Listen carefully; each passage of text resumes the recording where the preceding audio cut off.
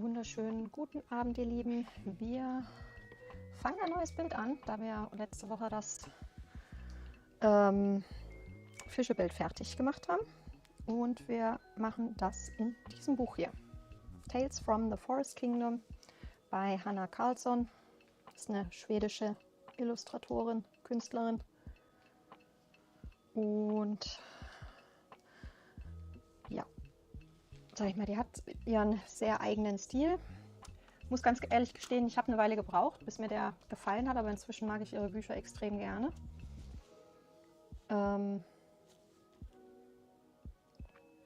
Die sind alle auf einem sehr guten Papier auch gedruckt, deswegen kann man da auch ganz hervorragend mit Aquarelle und sowas arbeiten. Die hat, sag ich mal, so zwei große Serien, die sind halt alle Hardcover, was ich persönlich immer sehr schön finde, weil, sag ich mal, dadurch, dass die ganzen westlichen Bücher, sag ich mal, immer das Problem haben, dass wenn man die aufschlägt, wenn die bis zur Falz sozusagen gedruckt sind, dass man da immer das Problem hat, man kommt nicht wirklich rein, ohne den Bücherrücken zu brechen, ist das halt bei den gebundenen Büchern nicht so, also Hardcover gebunden nicht so das Problem. Deswegen finde ich das ganz schön. Das war, sag ich mal, die zweite Reihe, die sie hatte. Das ist immer Tales from irgendwas. Wie jetzt hier das Waldkönigreich gibt es auch noch mit Tales from Atlantis, Tales from the City Between the Stars und so weiter und so fort. Und in dem habe ich schon relativ viele Seiten, sag ich mal, die ich schon fertig habe. Und da werden wir jetzt eine weitere Seite anfangen.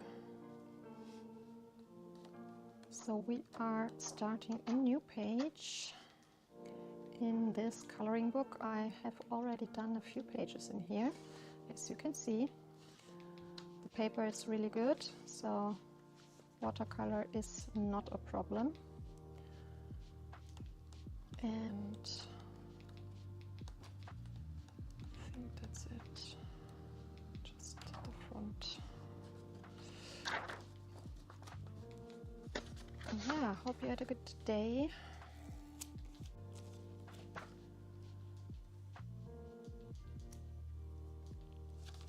And we will be starting with this page here, which looks a little bit like Little Red Riding Hood. And therefore I thought we would do her cloak in red. I based the surroundings with the satin glazing liquid because I wanted to try to do a watercolor background on the satin glazing liquid.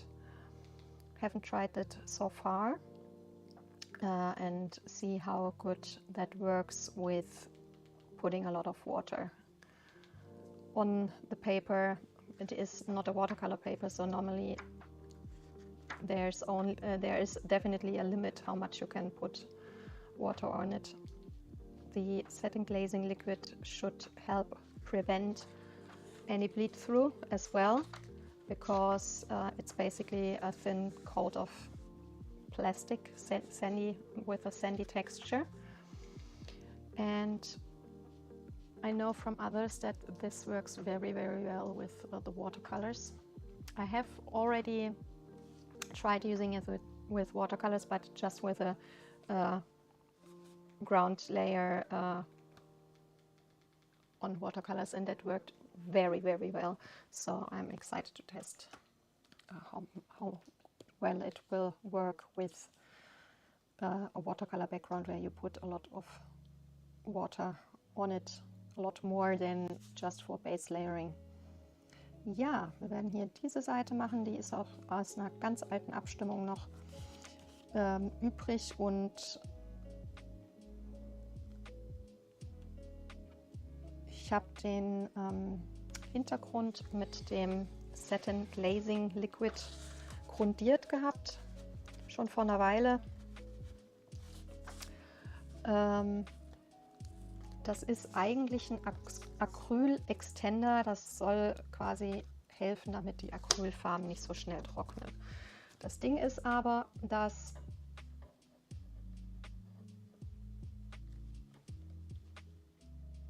sag ich mal, das auch hervorragend in anderen Funktionen genutzt werden kann, unter anderem als Grundierfläche für Dinge wie Ölpastellkreiden oder auch wie jetzt halt in unserem Fall. Ich habe es bisher nur genutzt im Rahmen von, sag ich mal, der Nutzung mit Aquarell im Rahmen von der Grundierfläche, sage ich jetzt mal, ne, dass wenn man sagt, okay, ich mache jetzt hier die erste Schicht in Aquarell und dann schauen wir mal, was wir drauf patschen. Da habe ich das bisher genutzt und das hat hervorragend funktioniert. Was ich bisher nicht damit gemacht hatte, war das für, sage ich mal, einen Hintergrund zu nutzen, wo man wirklich eine ganze Menge mehr Wasser raufklatscht. Ich weiß aber, dass andere das schon gemacht haben und dass das bei denen hervorragend funktioniert hat. Und dass dadurch, dass das im Endeffekt wie ein, wenn man das, man sollte das nicht zu dick auftragen, weil dann funktioniert es halt gar nicht mehr mit Aquarell wohl. Es ist im Endeffekt ja eine ganz dünne Schicht Plastik, sage ich mal, die wir jetzt hier aufs Papier gepatscht haben. Von daher, ja, hat das wohl auch den Vorteil, und deswegen wollte ich das unbedingt mit einem Hintergrund mal testen, wo man ja in der Regel deutlich mehr Wasser drauf klatscht, dass das dann nicht durchblutet, weil ja da quasi wie eine Schutzbarriere dazwischen ist dann. Ne? Bin also sehr gespannt, wie das sich verhält. Da ist allerdings auch wirklich nur der Hintergrund jetzt damit grundiert, der Vogel und das Mädchen nicht. Die werden wir ganz normal mit Aquarell grundieren und dann mit mit Buntstiften drüber arbeiten. Ich würde jetzt mal hier mit der Grundierung davon anfangen. Den Hintergrund werden wir wahrscheinlich erst zum Schluss machen. Da werde ich dann auch ein bisschen was mit Masking Tape abkleben. So ein bisschen, sag ich mal, den Rand hier, damit, gerade wenn wir sagen, wir arbeiten mit viel Aquarell, hast du sonst das Problem, wenn das hier in die Mitte reinläuft. Das ist mir nämlich früher schon passiert. Dann läuft das halt auf irgendwelche Seiten im Buch, sage ich jetzt mal, ne? Wo halt bindungstechnisch miteinander verbunden ist und das willst du nicht. Wenn du Pech hast, sifft es noch durch die Löcher, sag ich mal, im Papier, wo die Fäden durchgehen durch und dann hast du das nicht nur auf einer Seite, sondern auf 10 oder sowas und dementsprechend, wenn nicht unbedingt das Motiv bis an den Rand geht, klebe ich eigentlich mindestens mal einen Streifen hier hin an Washi Tape, dass das verhindert, dass da was durchsifft. Wunderschön. Guten Abend, lieben Fredine. Wie geht's dir denn? Wie war dein Tag? Mir geht's ehrlich gesagt gerade nicht wirklich gut. Mein Kopf dröhnt heute schon den ganzen Tag. War trotz allerdings sehr geschäftig, weil es ging nicht anders. Ich musste mich um die Wäsche kümmern. Ich habe, ich weiß nicht, 6 Körbe oder so Wäsche gefaltet und so. Und unsere neue Haushaltshilfe war heute das erste Mal da. Was sehr schön war. Unsere Küche blitzt und blinkt jetzt. Ja. So, what definitely is important especially if you want to use, like for the background, a lot of water, is that you put at least here on the side a washi tape border, so that the water and the color don't flow in here. Because the problem is then you will not only have the color on this side, but on the side that is basically connected, because it flows through and goes to the other side. If you are really, really unlucky, the color will go through the tiny holes where the thin thread is for the binding, and then you will not only have it on the other half of the paper, but also on a lot of other pages. And that happened to me in the past, so definitely at least put one washi tape border on here.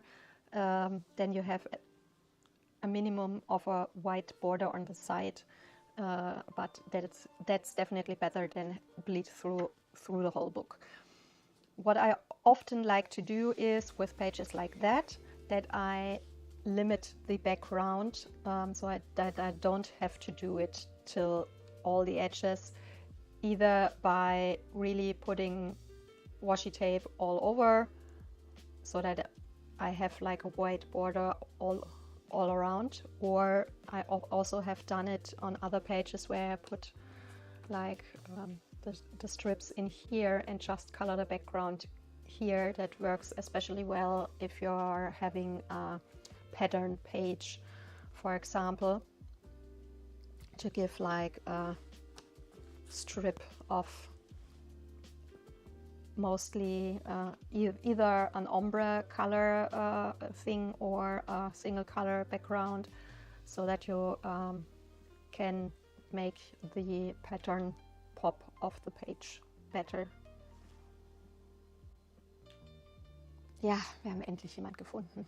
Im Endeffekt, wenn ich jetzt überlege, ich habe schon angefangen gehabt, nach jemandem zu suchen vor 5, 6 Jahren. Also es war ein langer Weg, aber jetzt haben wir endlich jemanden. Und die ist sehr, sehr nett. Von daher freue ich mich. Kommt jetzt jede Woche. Und ja, habe jetzt heute auch erfahren, dass man dann wohl über die Haushaltshilfe eine sogenannte Pflegebox bestellen kann, die dann kostenlos ist, weil ich einen Pflegegrad habe. Das heißt, so Sachen wie Einmalhandschuhe und Desinfektionszeug, ne, wie Händedesinfektionsmittel, Desinfektionstücher und so weiter, das kriegst du dann umsonst. Das bezahlt dann irgendwie die Kasse. Das haben die dann jetzt heute auch gleich noch mitbestellt. Sodass dann halt so Sachen wie Flächendesinfektionsmittel, wo du dann halt mal sagen kannst, wenn du mal wirklich in der Küche irgendwie was desinfizieren willst oder sowas, kannst du dann damit halt auch machen. Das sind alles so Sachen, die weißt du ja nicht, sag ich mal. Da habe ich auch als Kinderkrankenschwester nie mit Kontakt gehabt, weil alles, was, sag ich mal, zu Hause angeht, hast du ja im Krankenhaus keinen Kontakt mit. Da sind ja andere Leute zuständig für. Dementsprechend, wenn dir jemand das nicht sagt, dass es sowas gibt, woher willst du solchen Sachen dann wissen? Ne? Weißt du ja nicht dann. So, was ich eben noch gesagt hatte, wenn so viel leere Hintergrundfläche ist, was ich ganz gerne mache, um, sag ich mal, die Hintergrundfläche ein bisschen zu limitieren, damit man auch, vor allem, weil ich das nicht ganz so mag, bis an den Rand des Papiers zu malen. Manchmal mache ich wirklich Washi-Tape einmal ringsrum, sodass man einfach einen weißen Rand hat.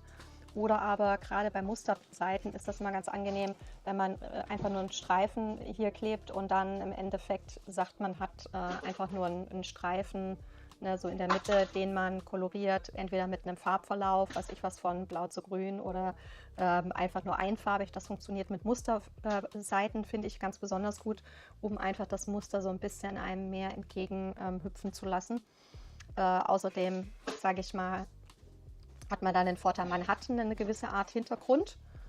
Dann ist es nicht einfach nur weiß und leer hinten, aber man hat halt mit so Sachen wie so einem Streifen oder mit so einem Streifen oder was, meinetwegen auch schräg oder eine Raute, habe ich auch schon gemacht oder sowas. Man hat natürlich deutlich weniger Arbeit, als ich muss den ganzen Hintergrund irgendwie bemalen. Von daher, ja, kann man da sich, sag ich mal, ein bisschen experimentieren, ein bisschen testen. Da gibt es ganz schöne Möglichkeiten, wie man, sage ich mal, die Hintergrundfläche bei solchen großen Flächen doch irgendwie verkleinern kann und es dann am Ende doch gut aussieht. Du hast am Schlafzimmer gearbeitet. Zuerst musste aufgeräumt werden. Alles sauber machen. Und nicht mehr raus, was nicht mehr gebraucht wird. Unebenheit abgeschliffen, Wände abgesaugt. Danach endlich alles sauber machen, damit wir mit Streichen anfangen könnten. Jetzt ist die erste Schicht Farbe drauf. Ja, super. Morgen dann noch einmal. Das sollte reichen. Die bunte Farbe kommt dann erst drauf, wenn wir die Holzdecke fertig haben. Das heißt, ihr habt jetzt quasi 2 Farben weiß als Grundierung und danach kommt dann Farbe drauf. Also Farbe sozusagen. Nicht Weißfarbe, sondern mit buntig. Das heißt, ihr habt jetzt nur noch die Holzdecke und dann die letzte Schicht sozusagen und dann ist gut. Ja, spannend. Dann habt ihr ja echt nicht mehr viel. Dann aber schön die Holzdecke abkleben an den Übergängen. Sonst passieren da so tolle Dinge, dass du dann weiße Sprenkel am Holz hast oder so. Oder bunte Sprenkel in dem Fall dann. Das finde ich immer ganz furchtbar, wenn Leute das nicht machen. wir hatten in einer Wohnung, in der wir mal gewohnt haben, da hatten wir mal irgendjemanden, der davor renoviert hatte, der da wirklich gar nichts abgeklebt hatte und du hast halt echt überall Sprenkel gefunden. Und offensichtlich sind dann zu viele Sprenkel auf den Heizkörper gekommen und dann haben sie sich gedacht, ach, dann malen wir einfach den Heizkörper auch mal mit einer weißen Schichtfarbe. Das sah ganz furchtbar aus. Ja, nur noch, das wird scheiß. Das wird eine Schweinearbeit, weil ne, über Kopf arbeiten ist ätzend. Das sagt mein Schwiegervater ja auch immer, der ist ja Malermeister. Das ist sehr unschön. Material noch holen, okay. Aber ihr wisst schon, was ihr haben, also was ihr wollt oder was ihr braucht und müsst es nur noch besorgen oder müsst ihr euch auch noch entscheiden, was es denn genau werden soll?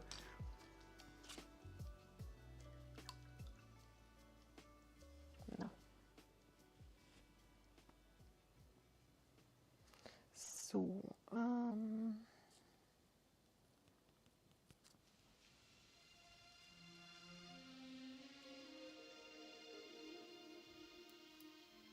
will den Mantel gerne rot machen, so richtig Rotkäppchenmäßig, weil ich weiß nicht, das Bild, ich habe es einfach das erste Mal gesehen und dachte, oh Gott, das schreit so Rotkäppchen. Und dafür würde ich jetzt tatsächlich unsere Technik nutzen, sage ich mal, mit der orangenen Grundierung, die wir ja nun neulich bei der Akio-Karte genutzt haben, dass wir mit einem dunkleren, kräftigen Orange grundiert haben und von da aus uns dann weiter vorarbeiten mit, na, wie heißt Rot und Dunkelrot und so. Was wir dann natürlich zwar mit Buntstiften machen, aber ich meine, das wird ja mit Sicherheit auch trotzdem gehen mit einer orangenen Grundierung bei Buntstiften, weil ich habe zwar immer früher dann ein helleres Rot genommen, aber die hellste sozusagen Rotschicht mit Buntstiften habe ich auch immer mit Orange gemacht. Von daher würde ich das jetzt einfach hier mal testen, aber ich denke, das sollte hier genauso funktionieren, auch wenn wir dann mit einem anderen Medium oben drüber weitermachen. So I already said it, it just reminded me so much when I first saw the page.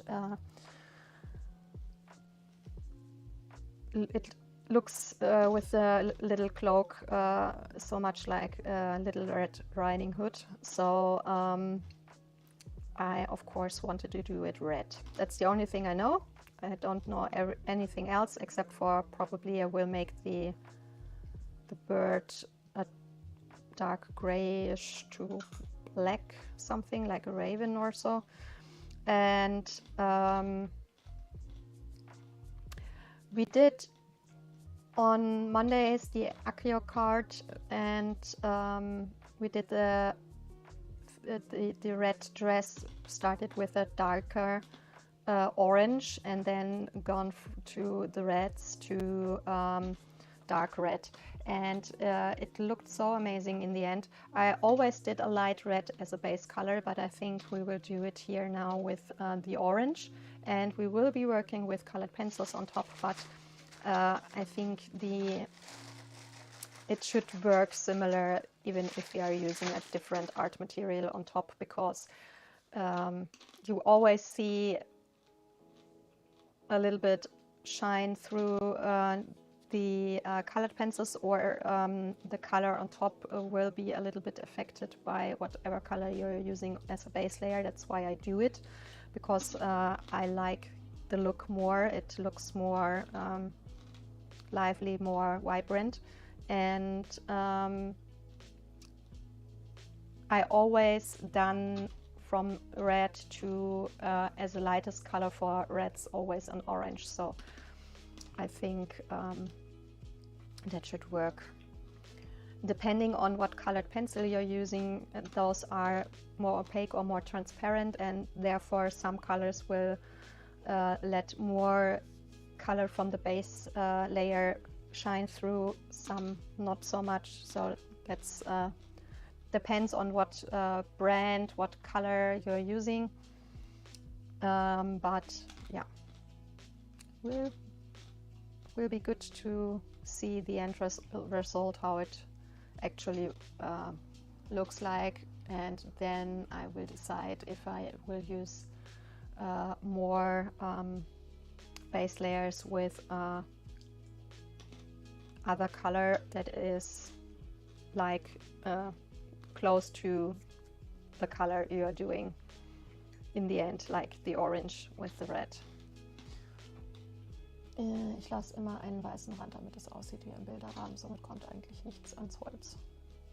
Ah, okay, ja, das geht natürlich auch.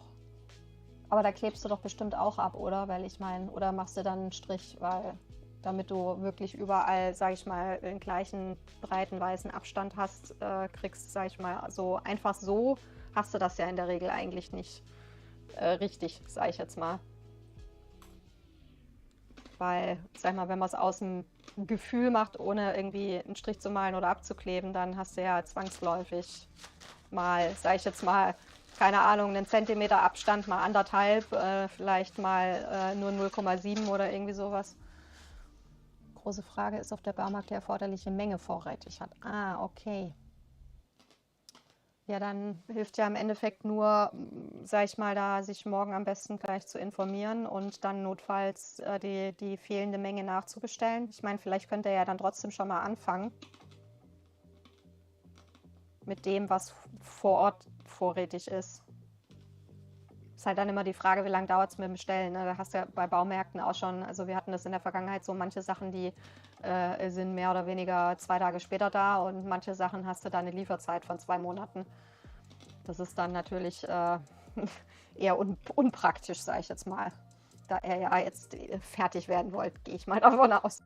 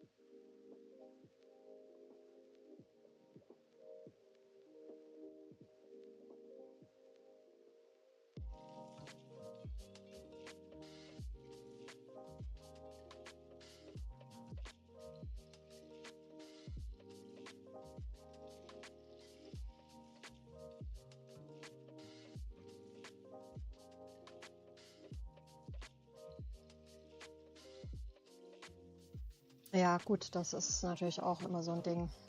Man muss ja alles ins Auto kriegen. Musst du wahrscheinlich mehrmals fahren.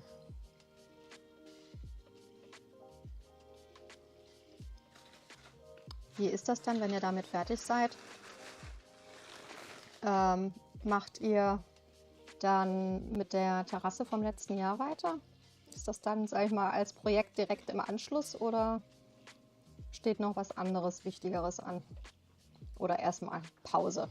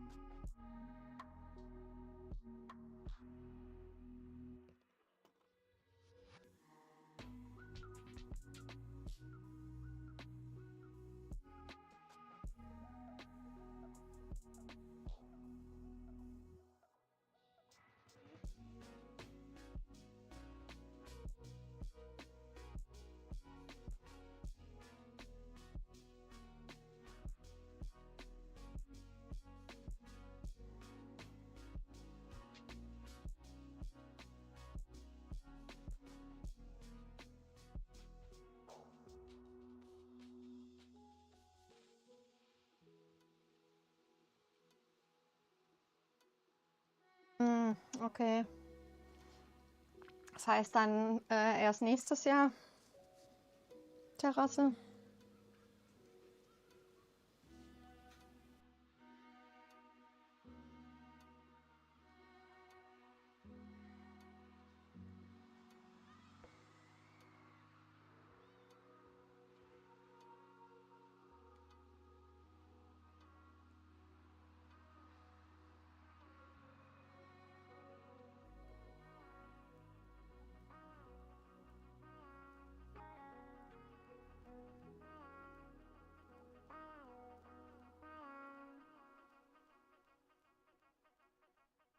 Ja, manchmal brauchen Sachen halt einfach Zeit. Ich meine, wir haben auch seit 9 Jahren vor, den Keller zu machen. Jetzt ist es dieses Jahr endlich soweit. Aber war halt auch einfach immer eine Geldfrage und musste halt auch einfach mal Geld sparen, sage ich jetzt mal, um das umsetzen zu können. Ne? Manchmal ist das einfach so. Und da es halt nicht so essentiell ist, haben wir das halt auch immer wieder geschoben, weil halt irgendwelche anderen Dinge dazwischen gekommen sind.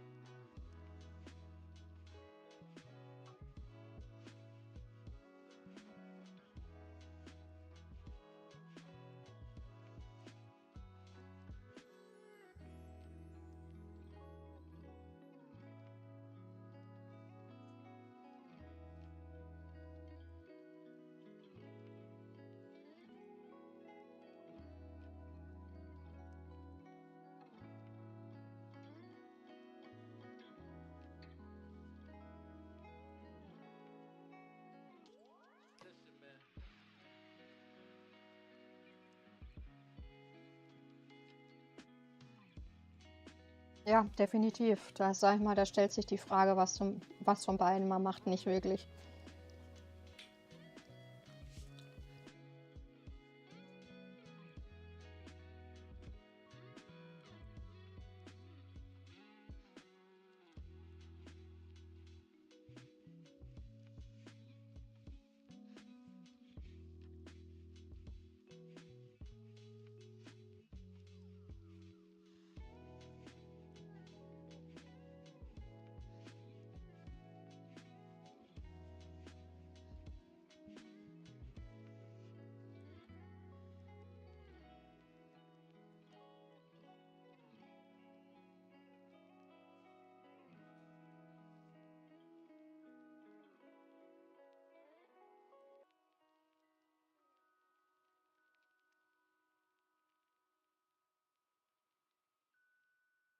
Okay, und was ist das OMG dabei?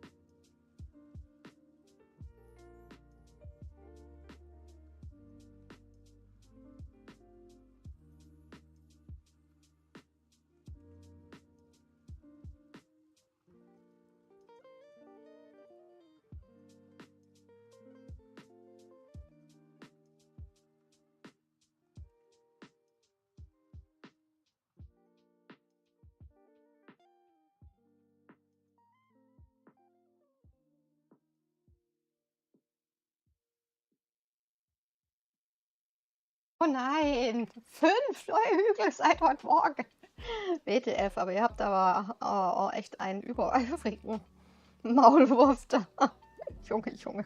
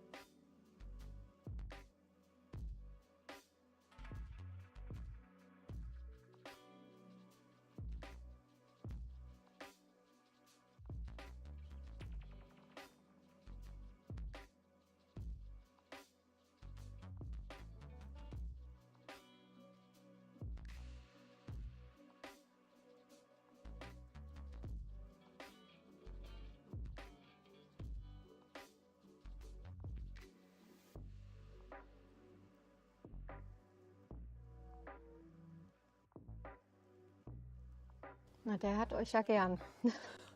Auf jeden Fall könnt ihr euch über zu stark verdichteten Erdboden wahrscheinlich nicht beschweren, so wie der buddelt.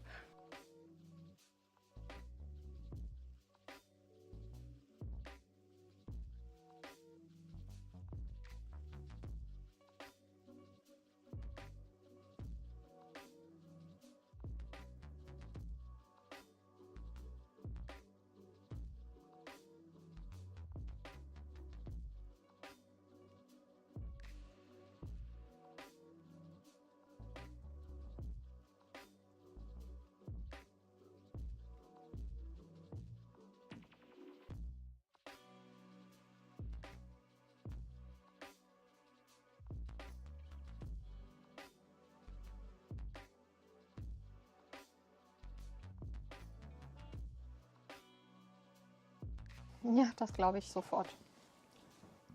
Bin gerade am Überlegen, aber ich glaube, wir machen die Schleife auch in Rot. Passend. So I was just thinking, but I think we will make that part also red.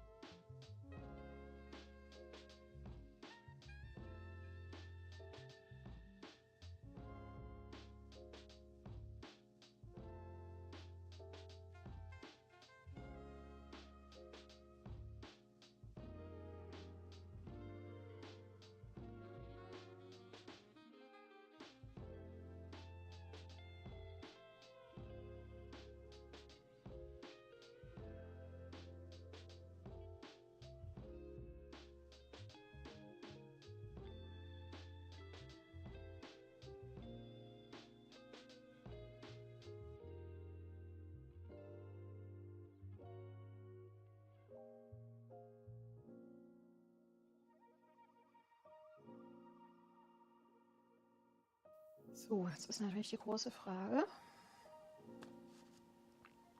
wie machen wir den Rest? Kleid zum Beispiel und so weiter.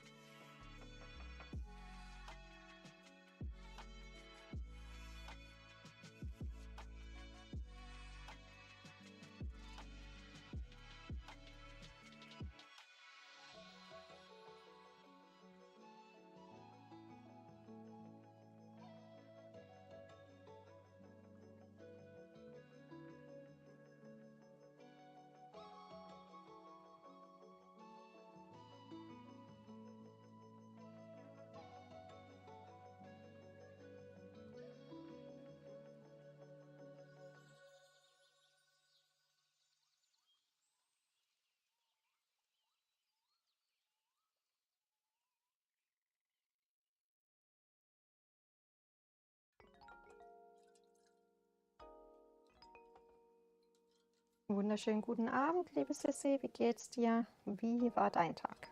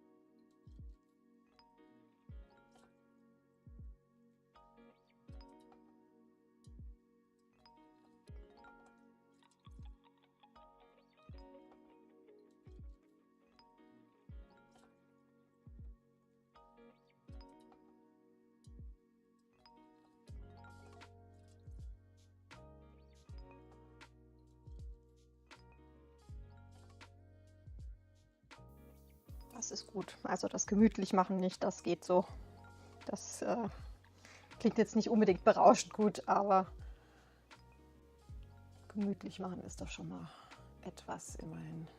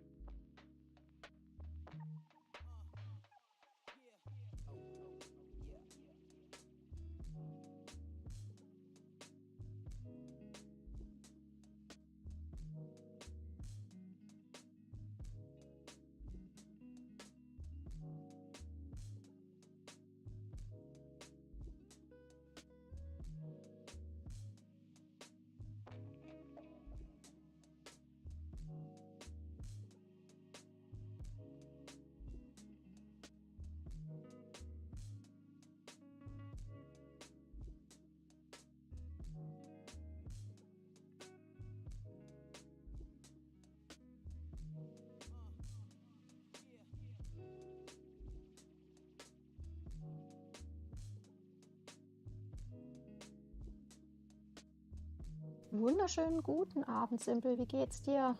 Wer später bremst, fährt länger schnell. Uiuiui, klingt ja gut. Wie war dein garstiger Mittwoch?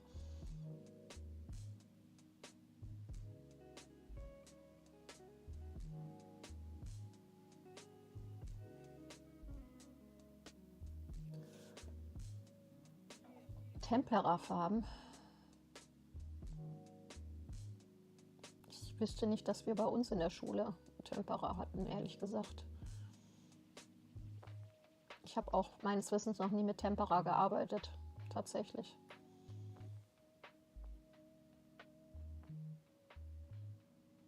Und was meinst du jetzt mit die Tempera-Farben? Ich denke mal, dass es auch bei Tempera sicherlich 10.000 Anbieter gibt.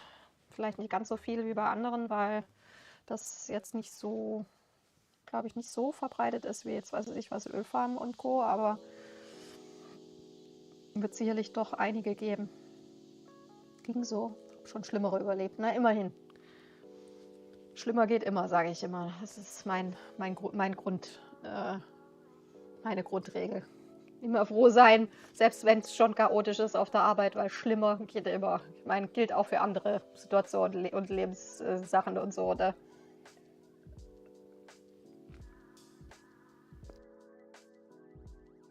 So, jetzt ist die große Frage. Also das ist zwar jetzt orange grundiert, wird aber später rot. Welche Farbe geben wir ihrem Kleid? Welche Farbe geben wir ihren Haaren? Das wäre jetzt so die Frage. Den Vogel würde ich so im Rabenstil machen. Deswegen würde ich den jetzt mal mit Grau grundieren. Damit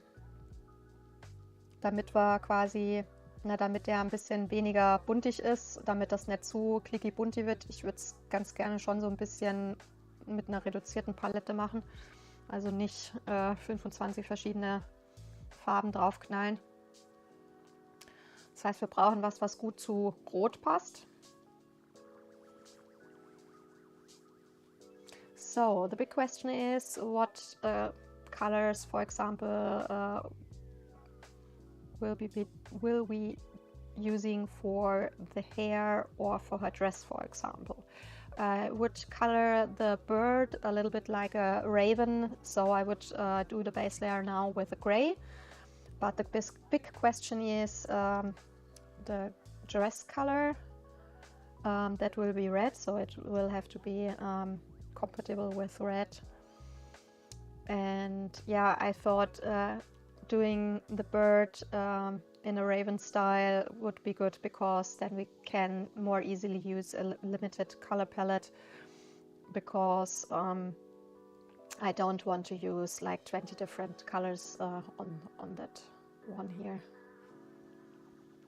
So passt Glitzer. Glitzer kommt zum Schluss, aber dafür müssen wir ja trotzdem erstmal wissen, was für eine Farbe.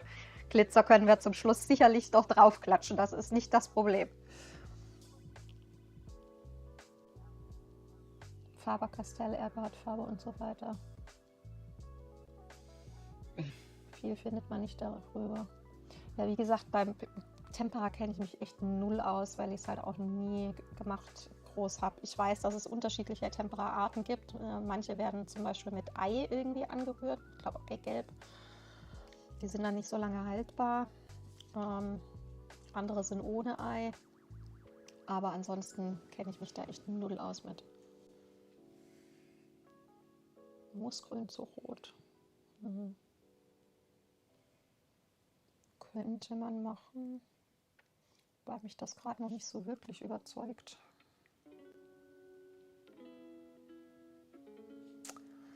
Wir machen mal, ich mache mal erstmal hier nebenbei, aktiviere mal das Grau.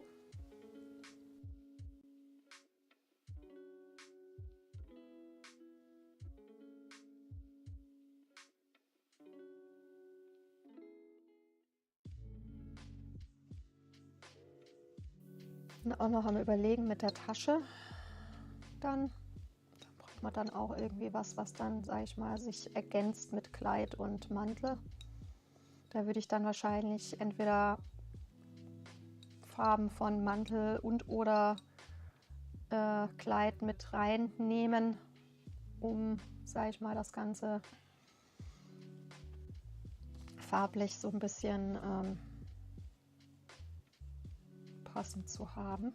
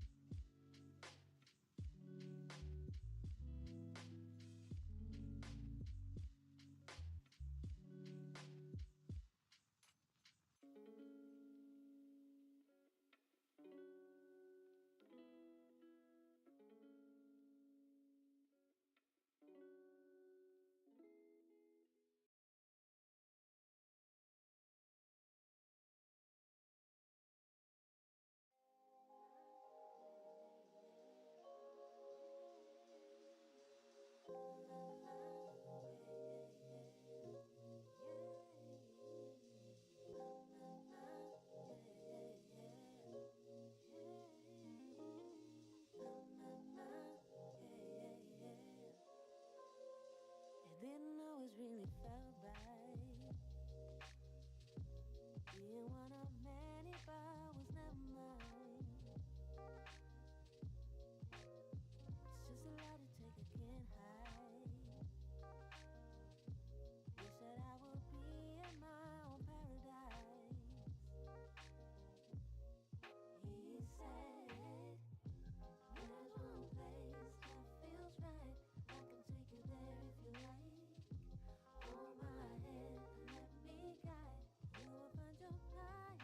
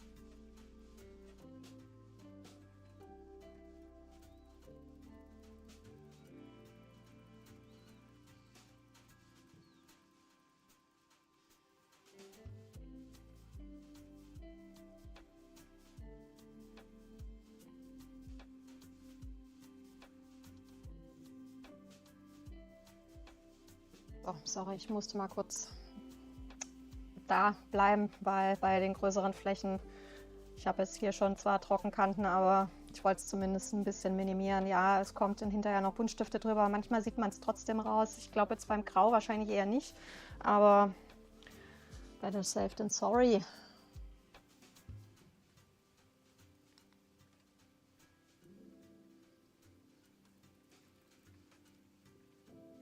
Ja, die Spielkiste haben wir ja auch bei unserem.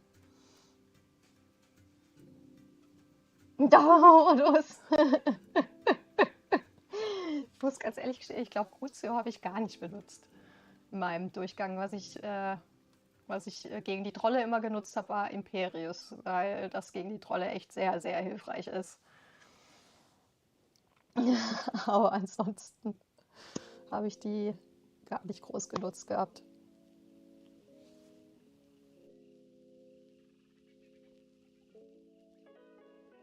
Ja, die Spielekiste, die hat quasi einen Ball für jede Tierwesenart mit drinne. Die, sag ich mal, es gibt einen Universalball, den alle gerne mögen, und es gibt dann gibt dann verschiedene Bälle, die für unterschiedliche Sinne, wie ein Knochenball für die Testrale zum Beispiel und so. Die gehen dann immer voll drauf ab, das ist voll süß. Ganz besonders süß finde ich, wenn du den Goldball mit den Nifflern benutzt.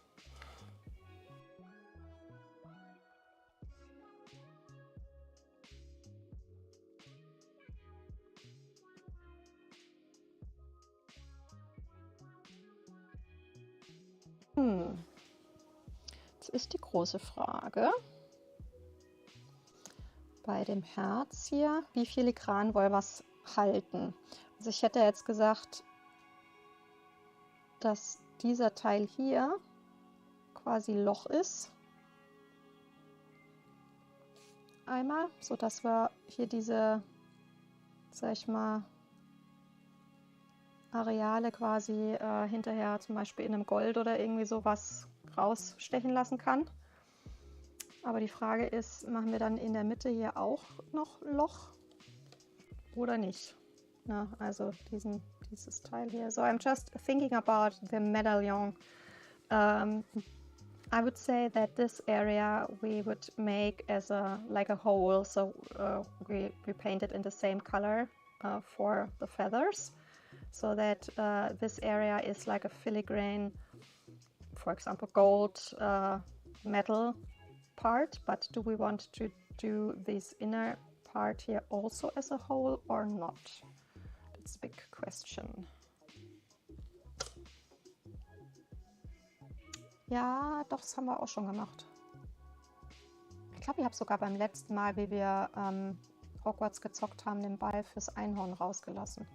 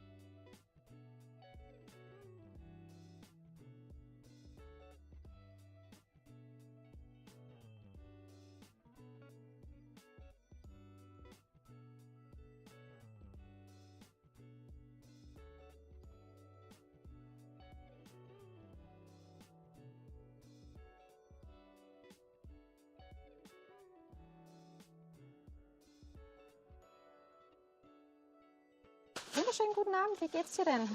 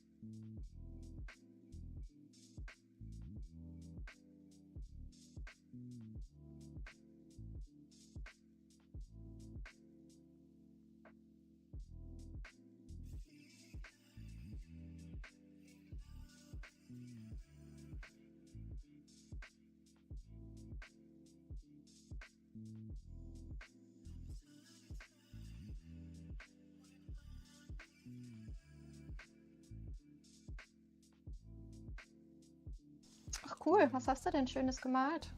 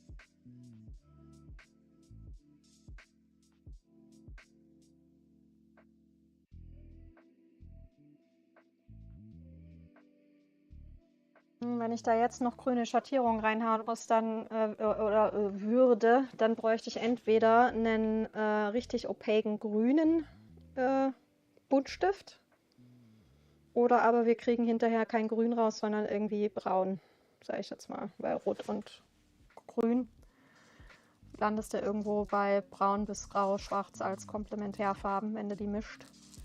Die meisten Buntstifte sind nicht so wirklich deckend, also nicht so deckend, dass das funktioniert. Um ehrlich zu sein. Gerade bei bestimmten Farbgruppen, sag ich mal. Abstrakt, okay. Ein paar erste Schichten müssen erstmal trocknen. Und was hast du gemalt mit Acryl? Ich muss ja mal einmal zeigen. Mein Mann hat Schokokies mitgebracht und die sehen einfach so hübsch aus. Guckt euch das mal an. My husband brought something with him. It's chocolate basically, but it looks like little pebble stones and they look so cool. Klingt auch wie bisschen wie Stein, finde ich. It even sounds a little bit like stone. There, have a crunchy outer layer. Das außenrum ist ziemlich knusprig. Und ich kann es echt nicht beschreiben, aber die Schoki, die drin ist, hat einen ganz eigenen Geschmack. Und sehr lecker. Chocolate inside has a very unique taste, which tastes very good. Ja, ich habe das mit dem Hauch schon verstanden. Nur das Ding ist ja, das ist die Grundierungsschicht mit Aquarell. Danach arbeiten wir mit Buntstiften. Und da wird es, sag ich mal, Hauch bei Buntstiften ist schwierig. Ich bin jemand, ich drücke echt fest auf Buntstifte drauf. Das heißt, deswegen, ja, wird das eher schwierig. Ich müsste dann entweder wirklich einen haben, der wirklich komplett opaque ist, dass das funktioniert, oder aber du hast halt hinterher braun, grau, matsch, irgendwas.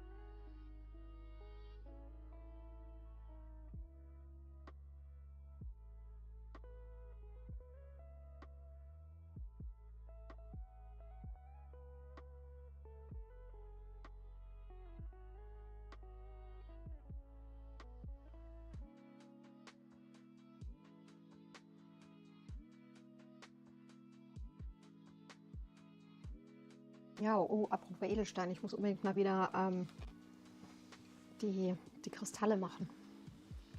Die hatte ich ja Anfang des Jahres eine große Ladung gemacht. Weiß nicht, ob ihr das kennt, diese japanischen Kristallsüßigkeiten. Fällt gerade der Name nicht ein.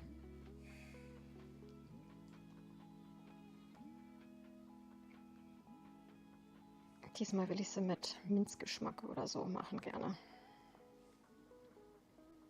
Mit Kohakoto.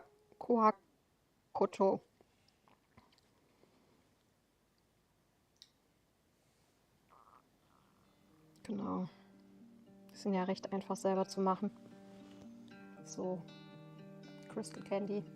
Just said that I really have to do another batch of those. I did make a big batch at the beginning of the year.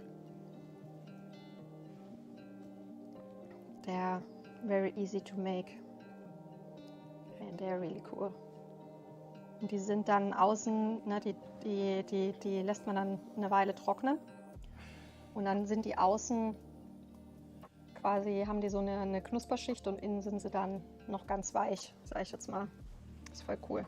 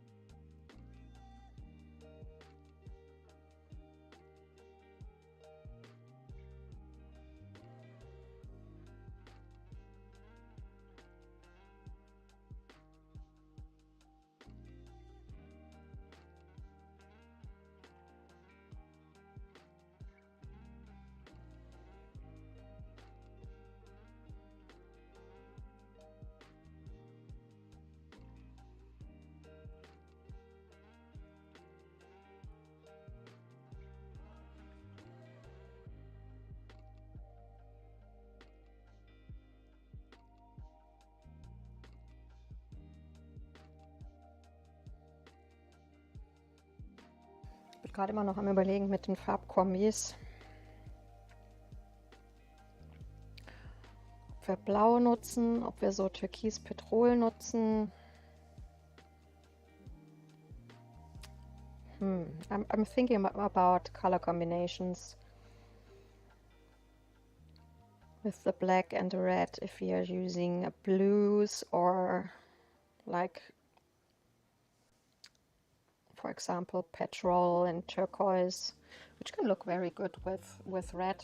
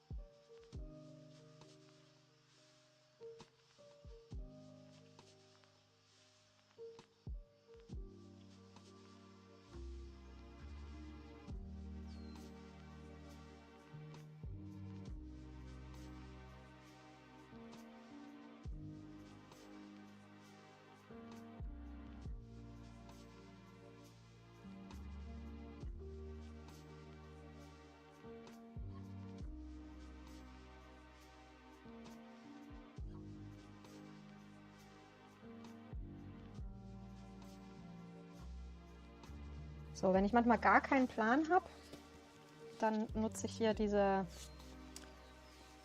sag ich mal, Farbkombi-Teile, die ich habe. Da habe ich glaube 2 Stück mit normalen Kombis und eine habe ich noch mit so Pastellgrau-Kombis.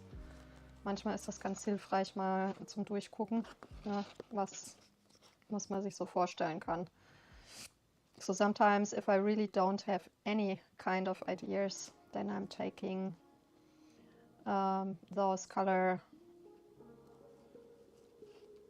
things, don't know how to call them, palettes, and just look through them and look if there's 1 or 2 combinations where I say, oh yeah, that's it, that would look great. Ich meine, das wäre jetzt zum Beispiel so eine, wenn wir jetzt bei dem Moosgrün wären von Fredines Vorschlag vorher, wäre das jetzt sozusagen hier so eine Farbpalette. Das Ding ist halt nur, wir brauchen ja auch noch eine Farbe für den Hintergrund. Das heißt, wir brauchen dann da noch was, was dann dazu passt. Und das habe ich so mit im sag ich mal, Hinterstübchen, ne? Was man da noch dazu nehmen könnte, was dann vielleicht auch noch ganz gut aussehen würde. So what we also have to keep in mind that next to those colors we need 1 color for, at least for the background in the end, which will work nicely with the colors here. Das wäre jetzt zum Beispiel eine Möglichkeit, wenn wir sagen, wir machen das Kleid grün und dann vielleicht eine blaue Kombi für den Hintergrund. So that could be, because we had one idea with a green dress, and that could be this one could we use the green, the red, the black and the blue basically for the background, for example. That could work. Let's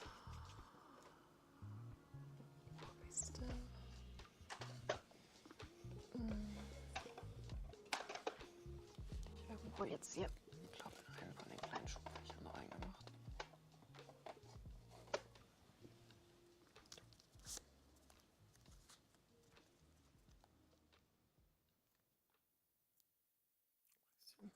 Mal hier so, ups, einen dran, damit ich das wiederfinde. Ich kenne mich, sonst suche ich mich wieder dämlich oder weiß nicht mehr, welches wir hatten. Ja, was ist mit dem Mikro?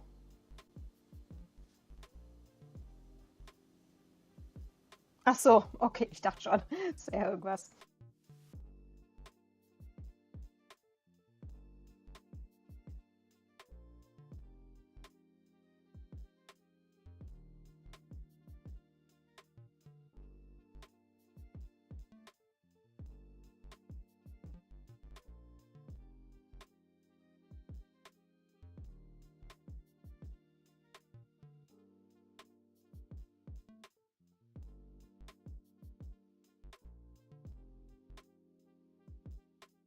Im Endeffekt ziemlich ähnlich, nur halt in einem,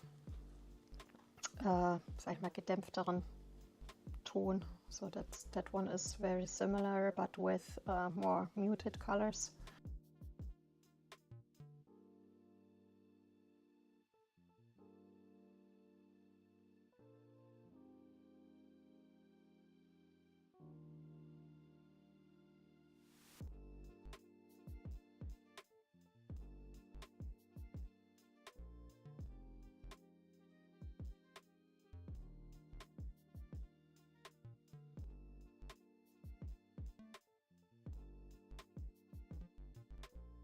Da haben wir auch im Endeffekt wieder so eine... Ich glaube, ich könnte mir so ein Lindgrün ziemlich cool vorstellen. Lindgrün mit, sag ich mal, dunkelgrüneren Schatten drin. So I think I could imagine like this kind of green with darker green shadows. That could look very, very nice.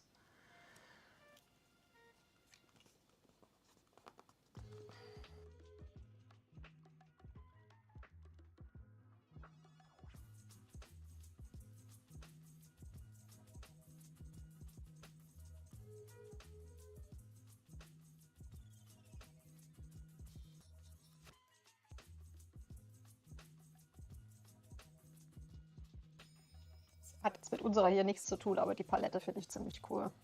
It's definitely not something we can use here, but the color palette here is really, really beautiful.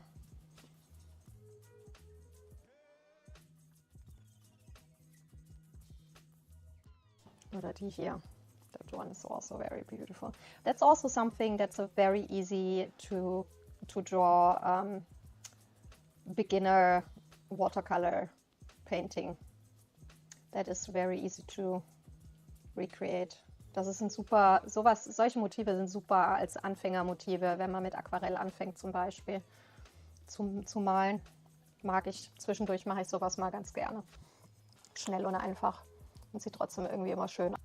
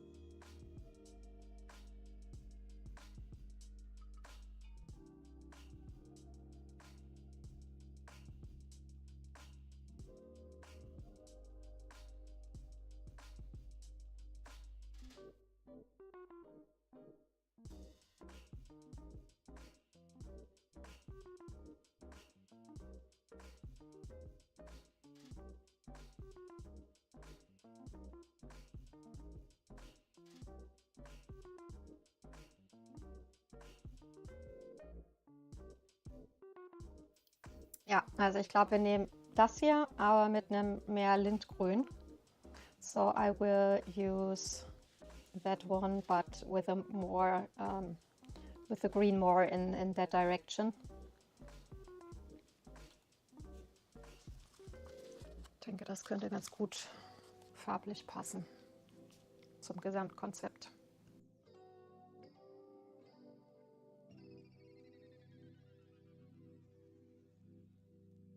Das müssen wir uns jetzt nur zusammenmischen, weil in meinem, sag ich mal, schlechten Billigset hier haben wir kein Lindgrün da. Da würde ich wahrscheinlich eins von den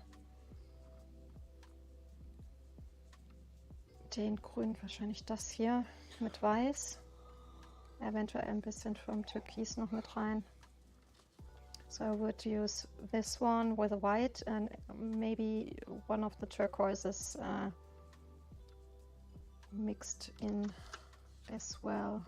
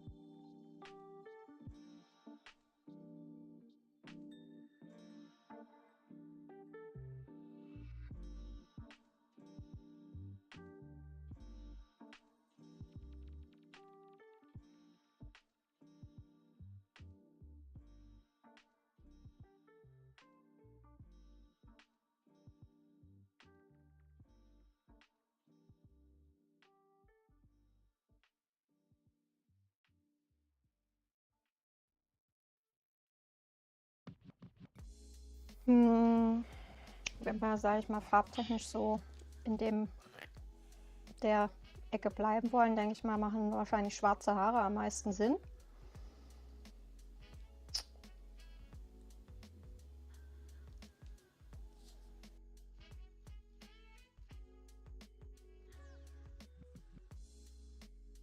Ich habe es nur gehört, ja, stimmt ein bisschen.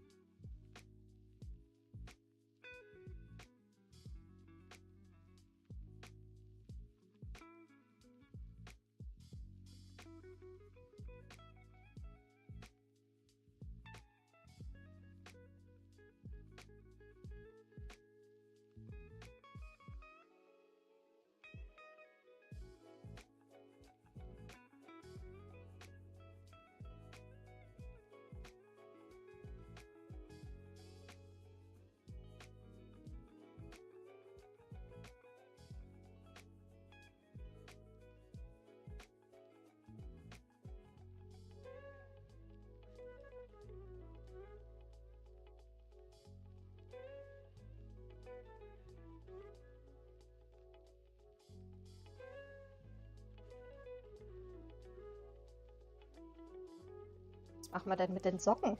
Welche Farbe geben wir denn den Socken?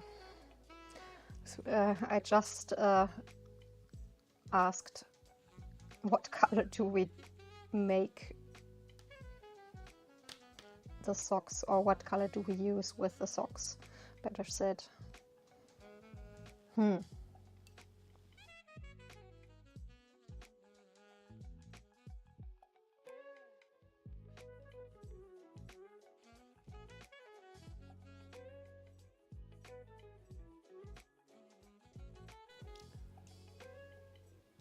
Good evening, Double A. How are you?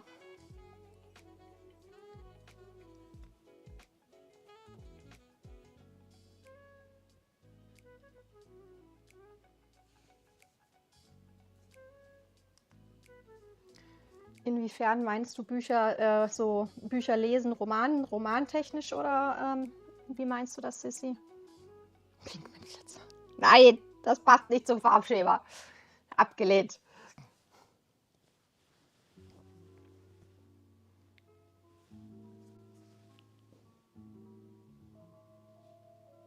Ah, thanks. Amy is a really, really great person and an absolutely amazing artist. I really love her. But sadly, because Germany and New Zealand are nearly exactly 12 hours apart, it's really hard to catch each other while live.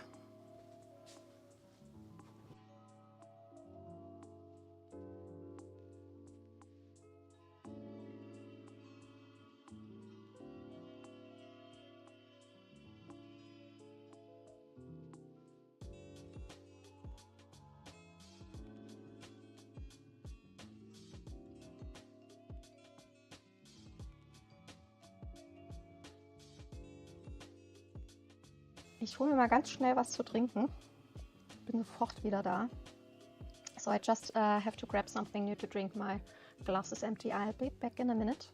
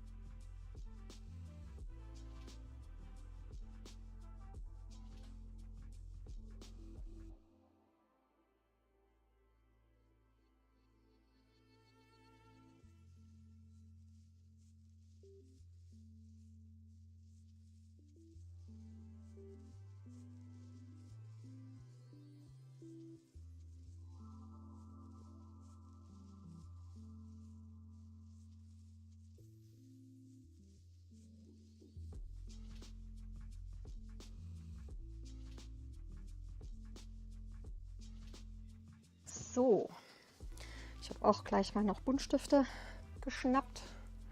Die brauchen wir ja nun gleich. So I also grabbed the colored pencils because after the base layer we are doing with watercolors, we will be needing the colored pencils.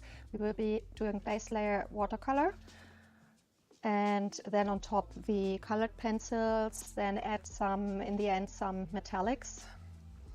But also we will be doing a watercolor background. I based the background with the satin glazing liquid from Golden, a very thin layer, so it has a little bit rough, sandy texture.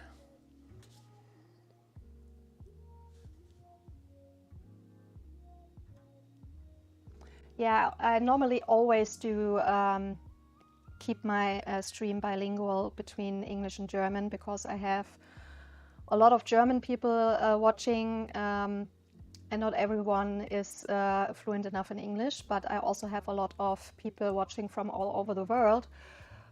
So I always keep my stream bilingual, and I also do every video I make for YouTube, like I do a lot of videos about watercolors and pigments and so on. So I always do every video, one in German and one in English, and I have completely sorted it in also with the playlists. I always have one playlist for the English videos and one for the Germans. So it's all available for a bigger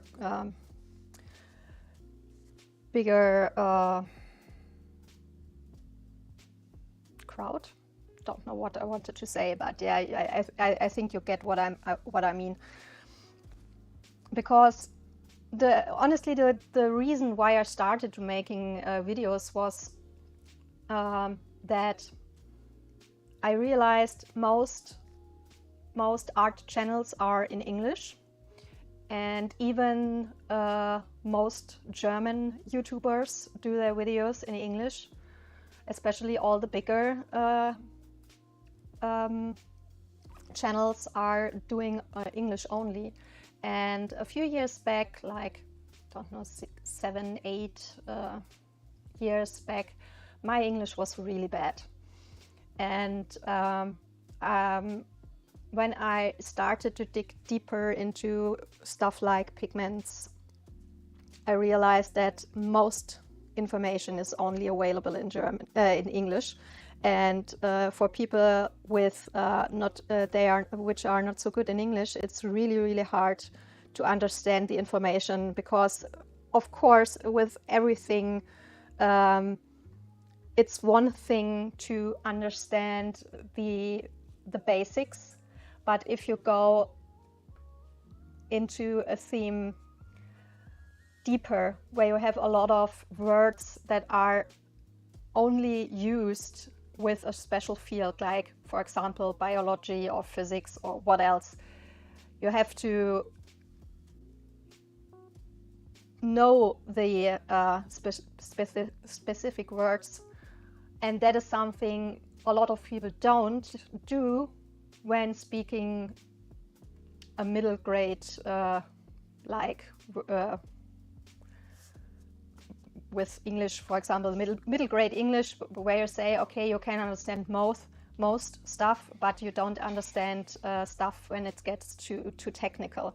And that's when I thought, okay, I want to make that knowledge about pigments and other stuff available also for the German people, because like I said, my English was really bad back then, and I did remember how hard sometimes it is to understand stuff, especially if you have a whole text and you don't know these specific words, then it's really hard to understand. So that's why I started to make videos. And of course, German, there aren't many countries speaking German, so of course it just made sense to do all the stuff in English as well, because most people on the internet won't understand German. So that's why I thought, okay, make it double video, one in German, one in English. It is, of course, a lot more work, but yeah, I think it's worth the time. Sissi, nochmal zu deiner Frage. Fachbücher, muss ich ganz ehrlich sagen, lese ich selten. Ich bin nicht so der Mensch, der sich gerne Fachbücher durchliest. Ich lese aber sehr, sehr viel. Ich habe es am Montag gesagt, dieses Jahr schon 110 Bücher gelesen. Also ich bin jemand, der wirklich sehr, sehr viel liest, aber halt mehr dann im Bereich Romane oder sowas. Alles, was so Pigmente und so ein Co. angeht, sag ich mal, habe ich hauptsächlich mein Wissen aus, sag ich mal, dem Internet. Ich habe ein Buch auf meiner Wunschliste, aber Fachbücher sind halt echt teuer. Und es gibt ein ganz tolles Buch über Pigmente und Pigmentgeschichte, das mich interessiert. Aber das kostet halt irgendwie 200-300 Euro. Ne? Und habe ich mich noch nicht überwinden können, sag ich mal, das zu kaufen. So I just had the question if I read a lot. And it was meant for books about watercolors and pigments and so on. I absolutely love to read, but I don't love to read books like that, to be honest. I read novels. I have already read 110 books this year so far. So I read really a lot, but I don't like these technical books. I have one book that I really want to buy somewhere in the future, which is about pigments and pigment history. But like books always are in that when you have literature about stuff like that, it is really expensive. It costs like 200 or 300 euros. That's why I haven't bought it so far.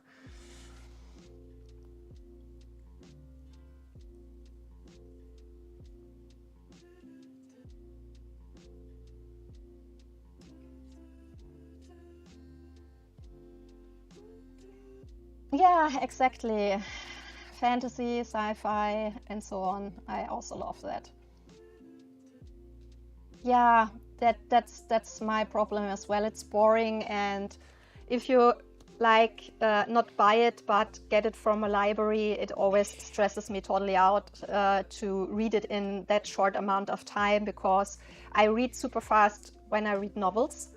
But with technical books, I'm definitely slower. And when I have pressure like that I have to bring it back at a certain point, then I don't know why it is, but then it stresses me oftentimes so much that I can't read it at all, because of the stress that I think, oh, you don't read it fast enough, or the stress you must read it now because you have to get it back, and if you give it back and haven't read it, it's a waste of time, or someone else could have read it. And that's also something where I think, okay, it's I don't know, but not worth the stress, so I try to avoid it as well. Basically, most of my knowledge that I have about stuff like watercolor and pigments and so on, I either learned it by myself or I learned it via the internet. So the good thing nowadays is that a lot of knowledge is available for free in the internet, so you don't have to really get books like that a lot.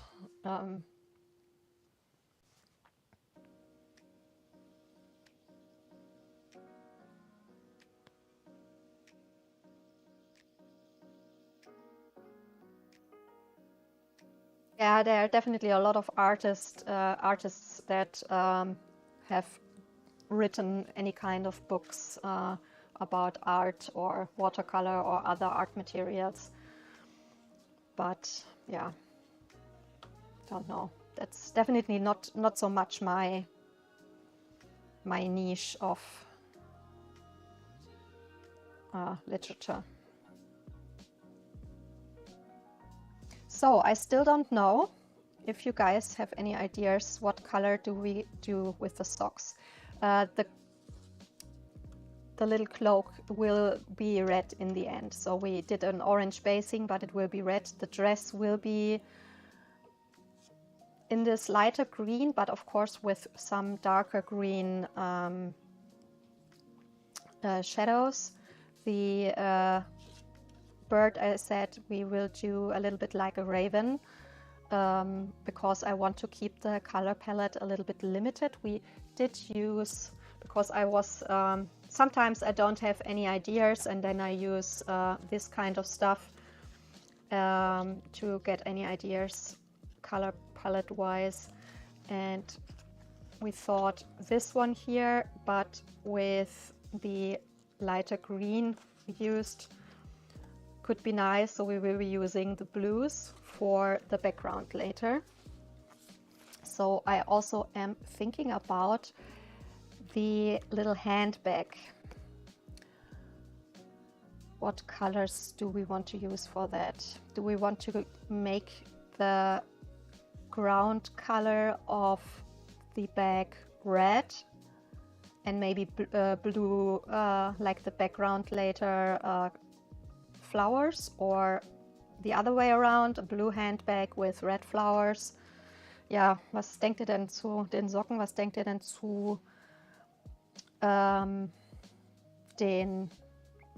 der Handtasche? Ich habe überlegt, ob wir dann sagen, damit wir es farblich anpassen, machen wir entweder eine rote Handtasche mit blauen Blumen, ne, blau dann wie den Hintergrund, oder machen wir eine blaue Handtasche mit roten Blumen. Würde ja beides gehen. Die Kringel, sag ich mal, diese Kringeldinger könnte man dann in dem Grün halten. So we could also do these things here in the same color as the dress, for example. I'm unsure.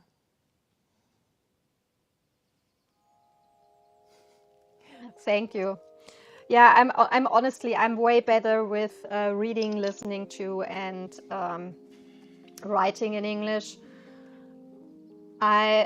During COVID, I played an online game to have a little bit more contact with other people, and the funny thing was I played with Americans mostly, and the funny thing was that after I think 6 months, because I'm a pediatric oncology nurse, I'm now, because of my health situation, fully pensioned, but I worked over 20 years in oncology, and so they knew, back then I still was working, and they knew that. There was some letter combination she wrote, because there was another player was also a nurse, and I asked her, what does that mean? And she meant, you are a nurse too, you should know that. And I said, yeah, but but Germany has other letter combinations, shortings for stuff. And she said to me, why you are talking about German? You are American. And that was the point where I thought, okay, my English definitely is good enough. When I thought for 6 months that I'm American, it can't be that bad anymore. But of course, when I'm talking, you will hear it.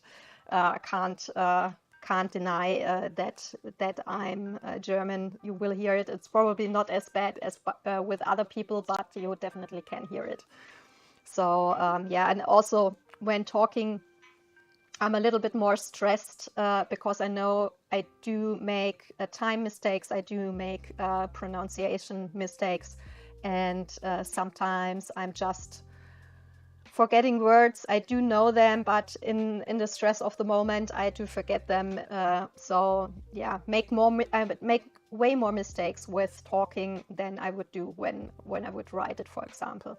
Also, I'm reading 99% of my novels in English, because a lot of authors I'm reading are indie authors, So most of them aren't available in other languages, and to be honest, some genres just sound, or it's nicer to read in English than in German. Some stuff sounds very silly in German, so I try to avoid that. And after that, I started to listening to audiobooks in English and so as well, so that I would get better with that as well. And nowadays, I really love that with English audiobooks, for example, if you have characters, like one is an American, one is a Scottish, and one is Irish, that they not only in the book you can read the accent, but you can of course hear it also in the audiobooks. I love to hear, for example, Irish or Scottish accents. And if you would read or listen to the German version, you would completely miss it, because of course you can't really translate that into German. You would have to create a complete own accent, written or spelled accent for situations like that. So you don't have these varieties with the characters in the German books. It's just they're all speaking German in the book, so there is no variety there, and that's just something that is totally missing in German versions. I don't like that. So yeah.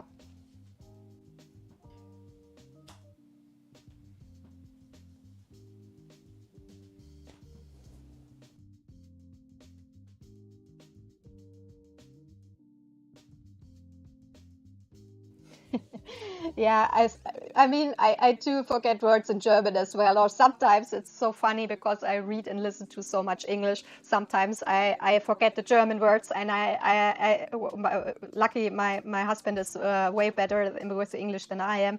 So I tell him the English words, because I just have the English words in my mind and I've forgotten the German words.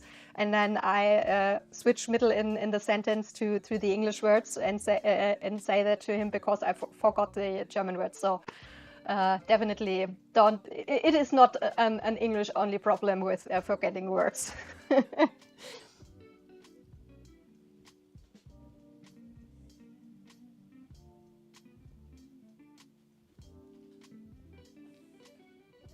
Socks to the cape. That could be a nice idea.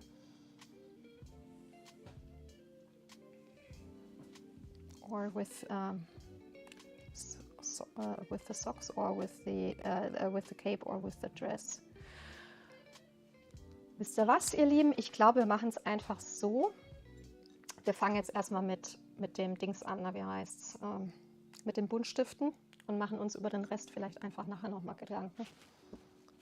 So I think, because I really can't decide so far, and sometimes it's easier to decide stuff like that if you already have some areas done. So maybe we should just switch to colored pencil for the moment and do what we have, and then we will see what we think would look best, instead of sitting here and thinking about the coloring any longer. Ich werde heute mal in Anführungszeichen ein bisschen bessere, günstige Buntstifte nutzen, also nicht den ganzen alten Krempel, den ich so habe, sondern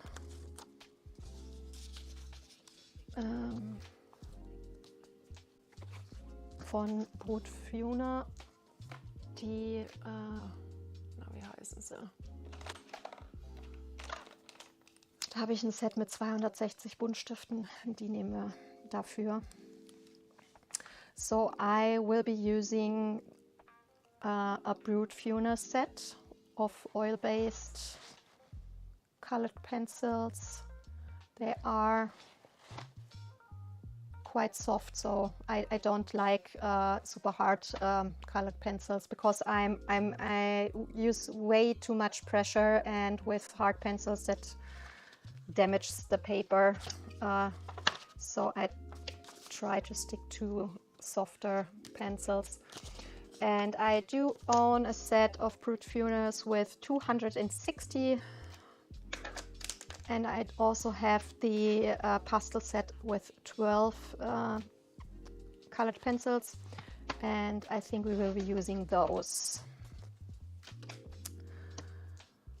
Of course, I will write down the color combinations, because if we continue next week, I don't remember, and also I always keep stuff in my book, so that when I will be asked in a video, like in a year or so, oh, what combination did you use, that I can tell, because I definitely wouldn't remember that after so much time.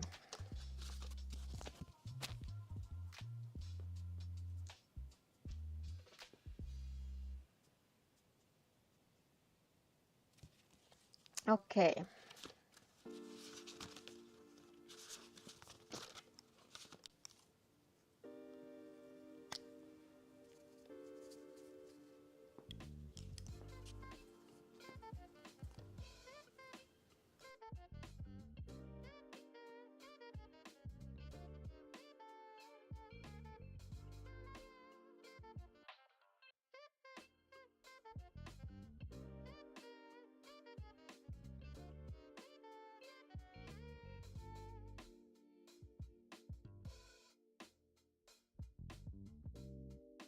Ach, ich mag das einfach überhaupt nicht, dass da die Stifte nur Zahlenkombis haben. Es ist immer so lästig beim Suchen, wenn du nur Zahlenkombis hast. Oder auch so für den Kopf, sage ich mal, wenn ich kann mir nicht so viel Zahlenkombis merken, und wenn ich dann irgendwie 4 Stifte habe und so, dann muss ich ständig nochmal nachgucken, welche Zahl war es jetzt nochmal, weil ich mir die nicht im Kopf behalten kann. Wenn ich die Farbnamen habe, finde ich das irgendwie deutlich einfacher. So I always struggle with when the brands only offer number combinations. That's I hate that.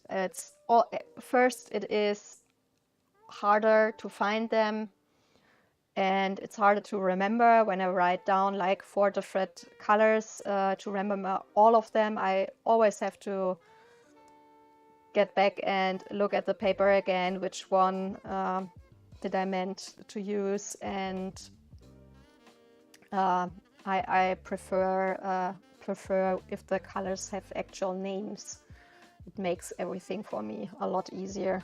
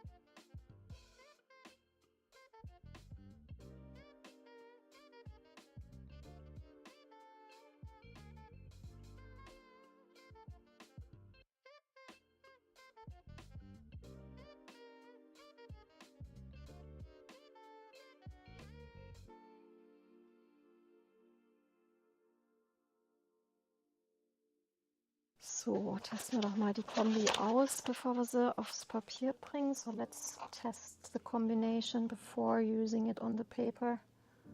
Sometimes I'm a little bit unsure about some of the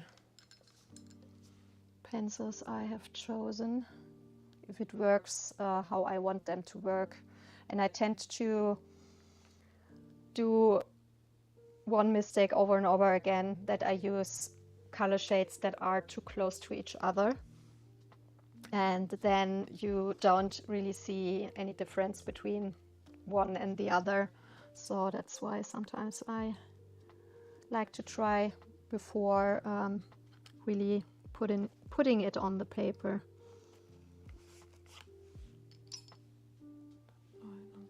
79.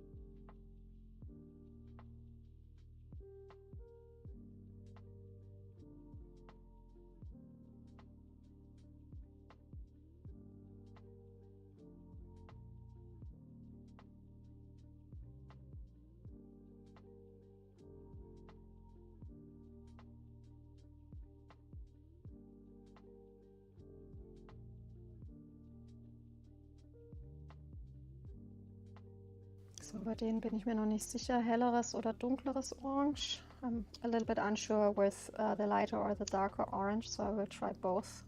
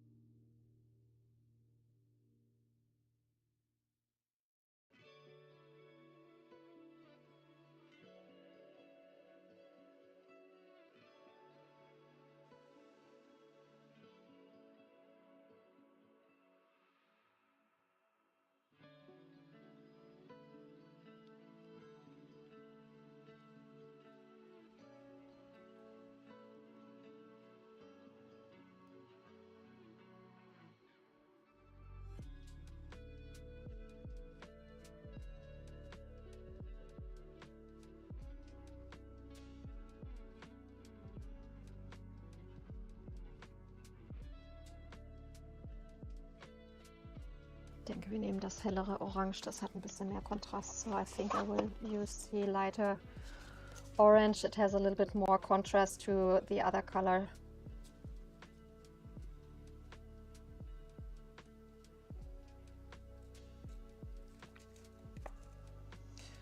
Okay, das Einzige, was ich mir jetzt noch unsicher bin, ist hier hinten der Teil. So I'm a little bit unsure with the area here.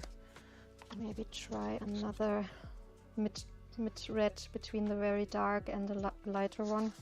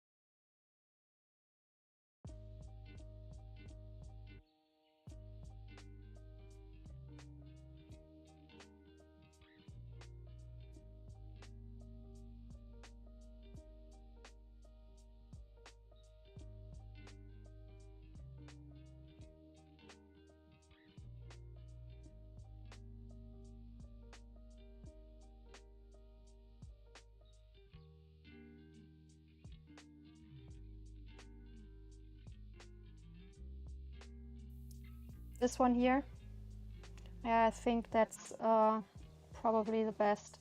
This is too far apart, and the more cooler red in here just doesn't fit very well with the warmer tones. Also think that the warmer version is the better one.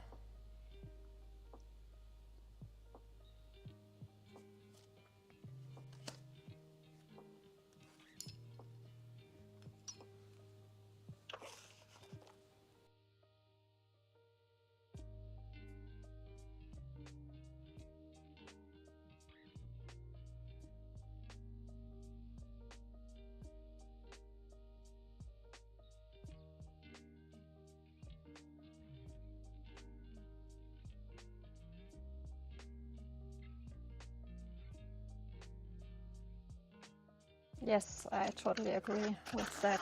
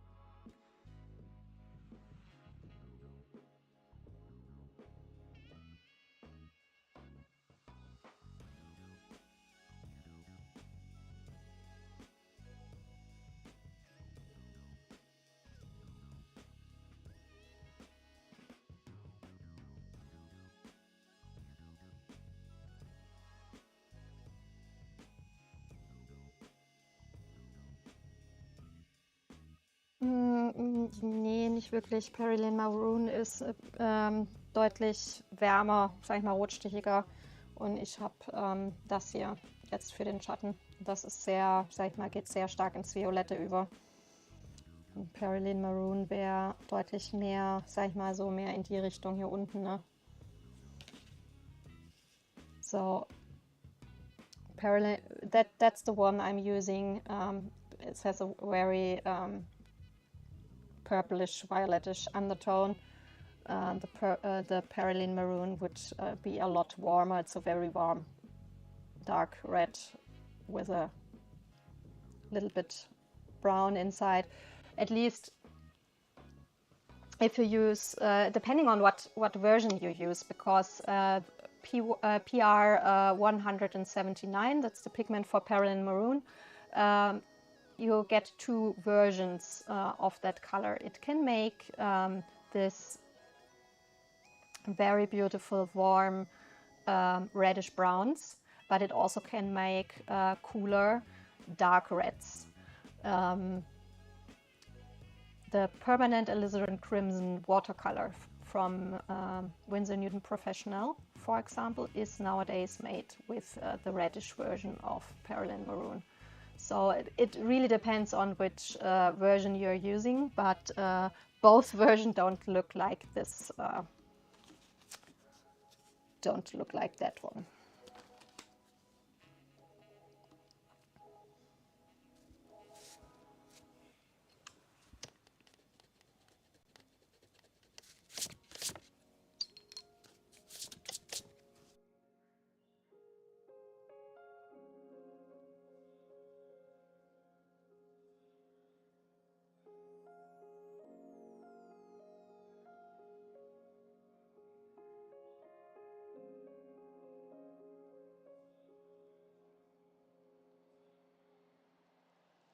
Ja, das geht definitiv schon eher in die Richtung.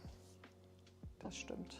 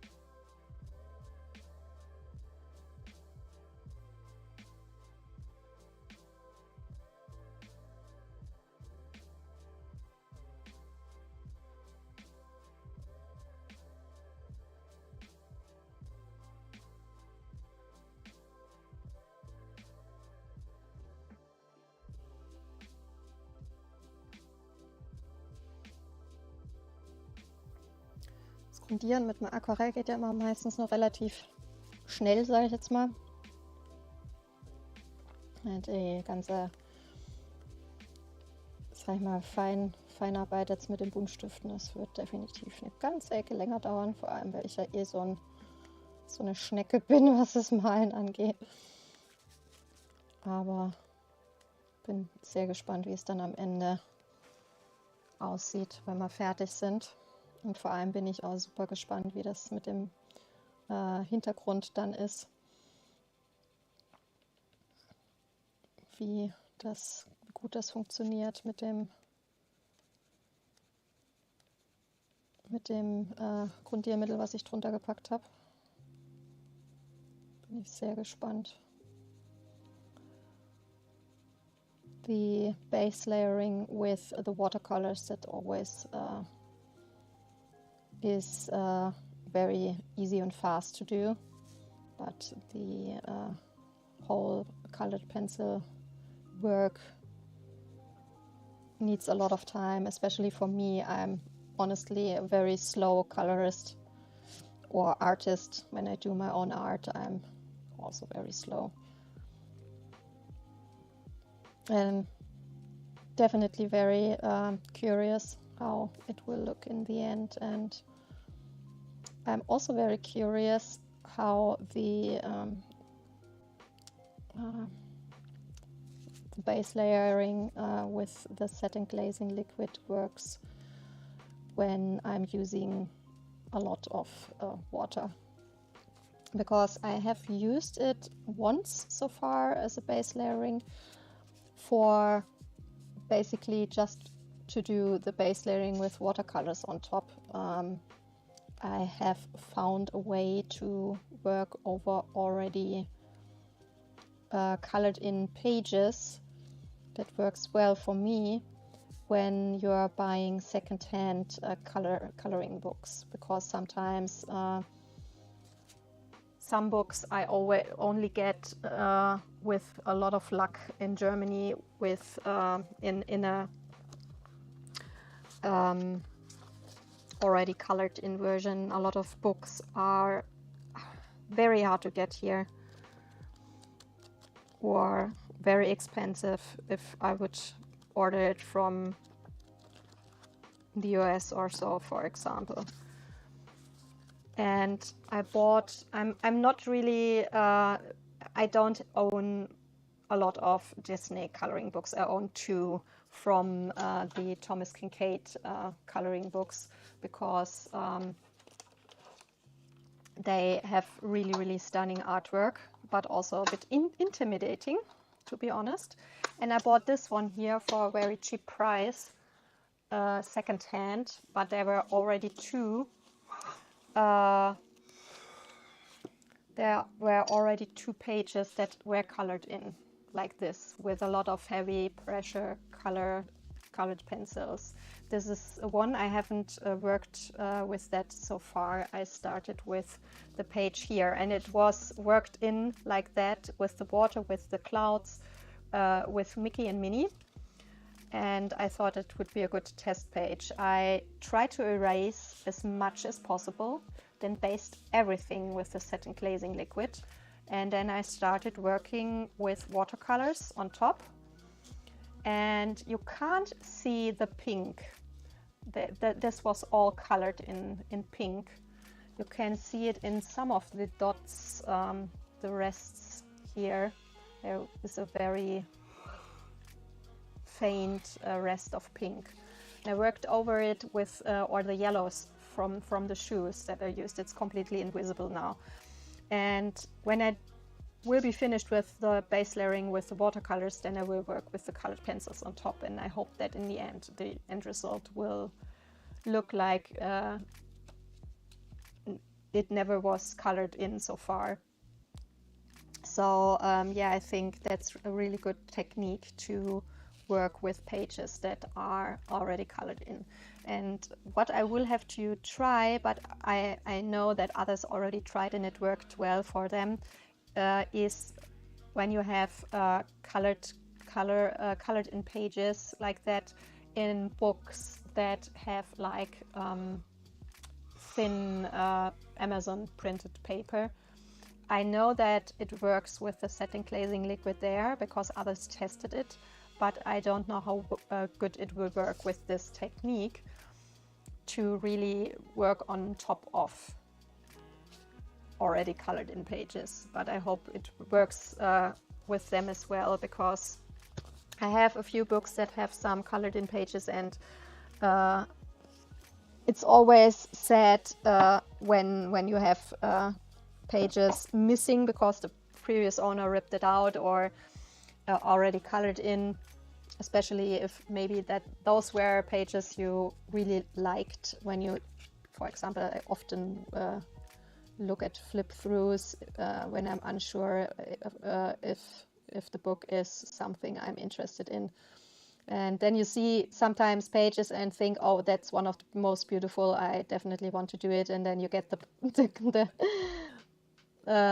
second-hand book and it's either already colored in or it's completely ripped out and missing. I have some books that I bought for €2 or so, and they have like 6 pages missing in total, which really sucked.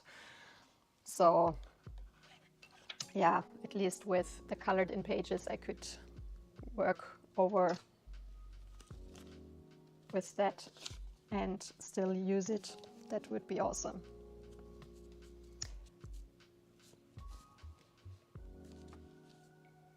Yeah, it's definitely terrifying because it's so detailed and his artwork is so beautiful, and I definitely won't be able to recreate it as good. I've seen Amy doing the Rapunzel page in one of those books, and it looks absolutely amazing in the end. Definitely won't be able to recreate it as good as her, but still want to try. Yeah, sure. Like I said, I'm living in Germany, so France is our neighboring country. You can order from there. That shouldn't be a problem. I never had, because I don't speak French, but my husband does, so that should be possible. Don't know if Amazon France is offering an English version of the platform. Amazon Japan does.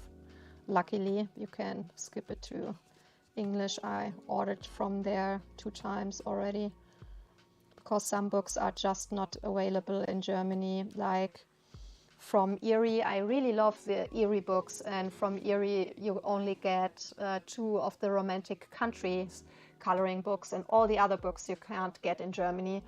So I had to order them completely from Amazon Japan to get my hands on them.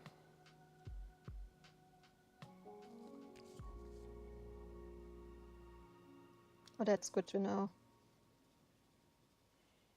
Does Amazon France has a lot of variety with coloring books? Because I always think, I don't know if the coloring hobby is not as big in Germany, because some books or some authors are just not available in any bookshop in Germany, and some of those are so hard to get. And for example, I saw one coloring book on an American channel, and she said, oh, it's such a cheap book, it was like $5.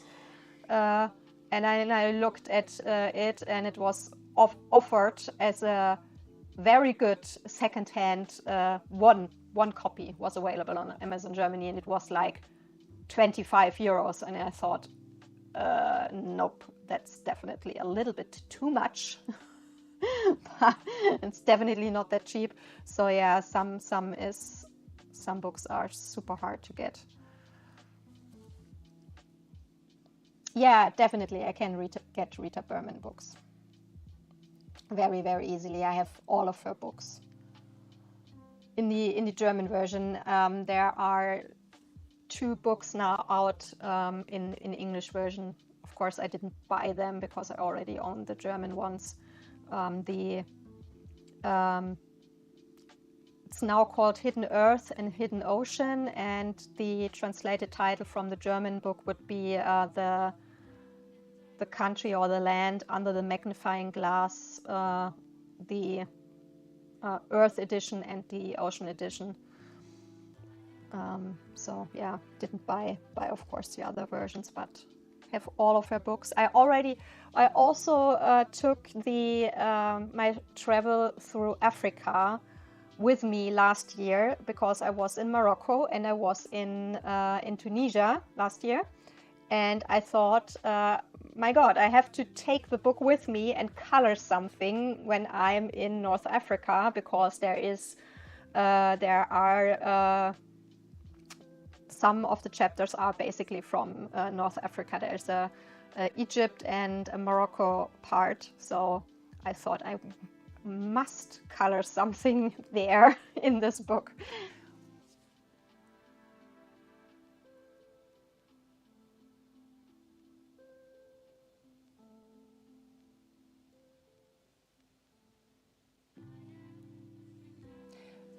If it's okay to ask from which country you are, just to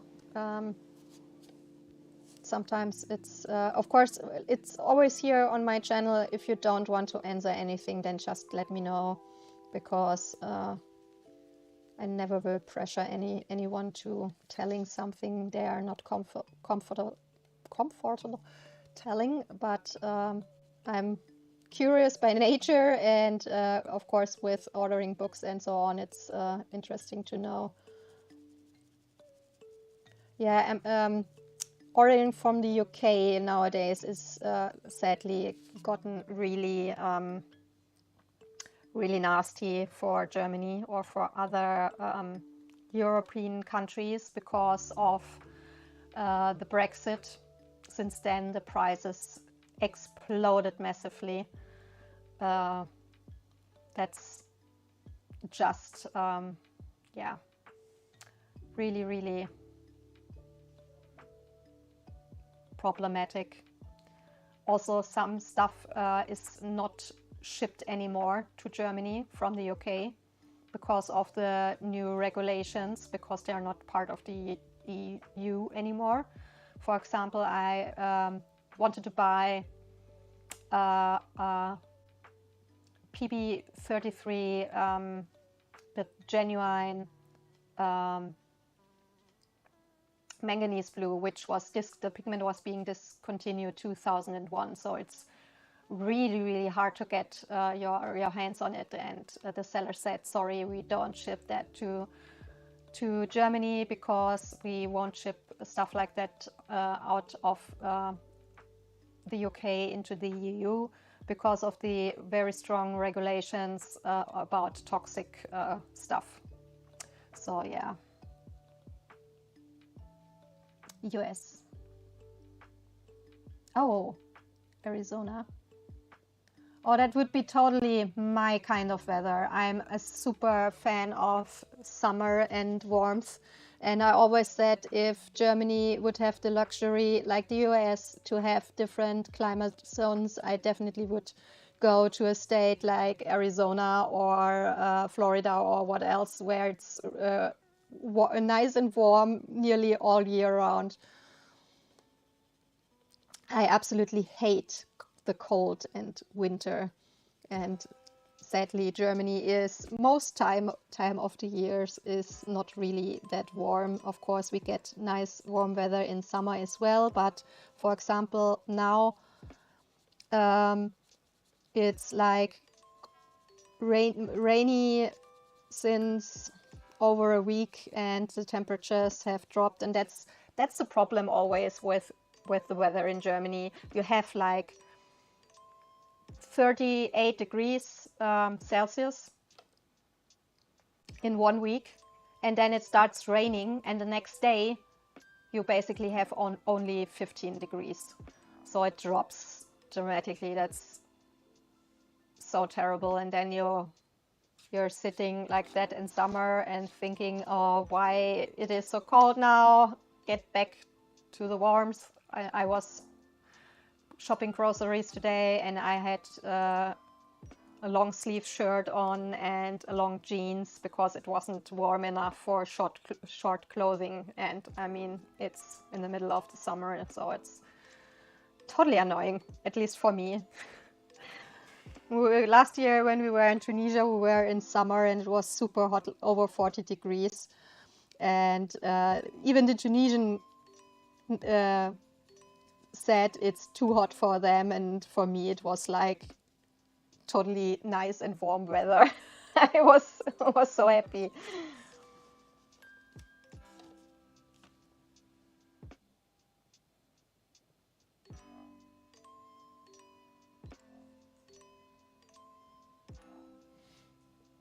Lol. That's funny. How did it come that he chose Germany? I mean, there are so many countries all over the world. Yeah, that's really nice of you. Funnily, I do the same thing with Fahrenheit when I'm talking with a lot of uh, Americans, for example. When I did play the game, I was basically the only one using Celsius, so I always had or meters and kilometers and stuff like that. So I always had to convert everything because otherwise I wouldn't know what I meant. So yeah, thank you so much for converting.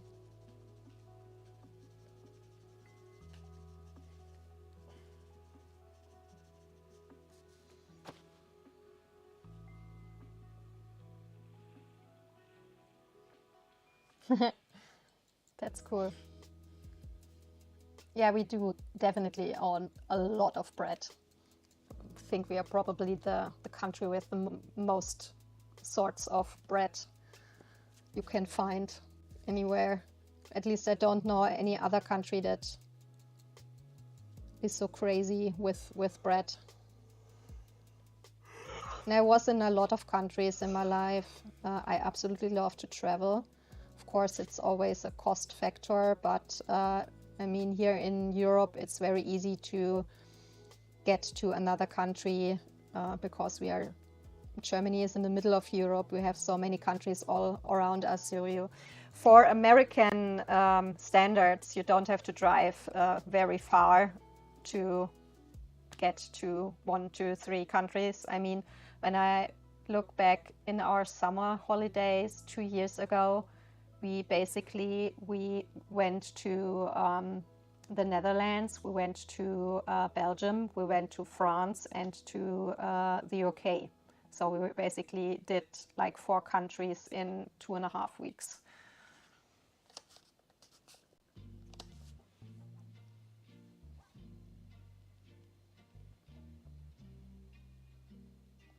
Yeah, I think you are the first American I ever heard saying we should use the metric system. But yeah, that's definitely a lot easier to use. Not only because we are doing it, but I mean, most countries in the world is using it, so it's a lot easier when also talking or working, for example, with other countries.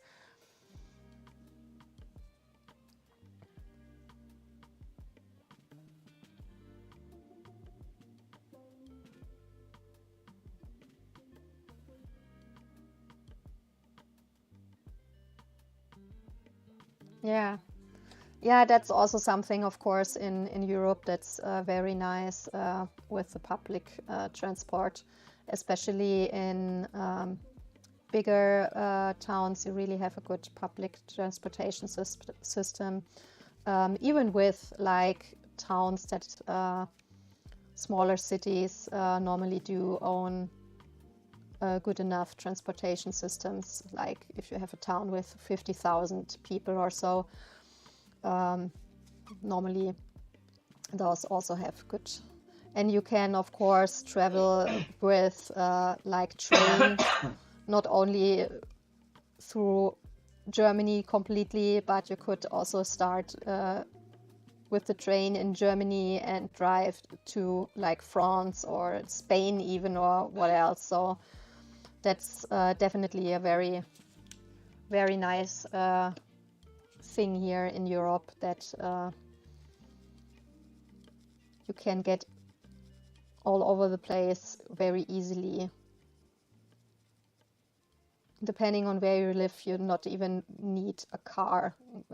My husband and I, we now live in a very small town, but when we lived for 10 years in a very, very big city, and we sold the car because basically it was standing in the garage all the time, because it was so much easier to use public transportation, and way, way cheaper as well, because the parking garages in the city where you could park your car, they're very, very expensive.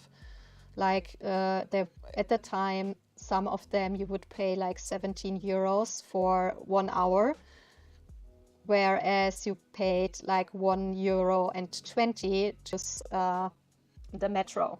So there was just no question what to use, because we had like 5 walking minutes the next metro station. So it just didn't make any sense to use a car.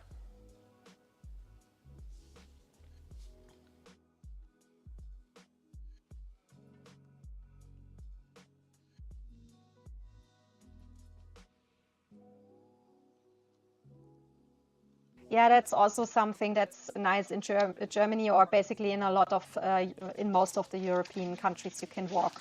You don't really have to think about, for example, if you are endangered somehow to walk there. I know in the US it's, depending on where you live, can be very problematic. I know that a lot of Americans are very shocked that in Germany kids walk alone to the kindergarten or to preschool or to school,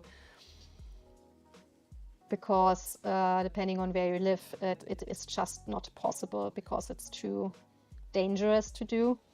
And that is definitely nice, that even when we lived in the big town, of course there are areas that are not so safe, but I would say, as when you are alone as a woman, I wouldn't go in some of the areas at night. In the day, it normally wasn't a problem, and at night, if you were in a group of women, or in a group mixed gender, doesn't matter, it normally also was no problem. So that's definitely also something, that even the riskier areas are definitely not as risky as some areas in the US. So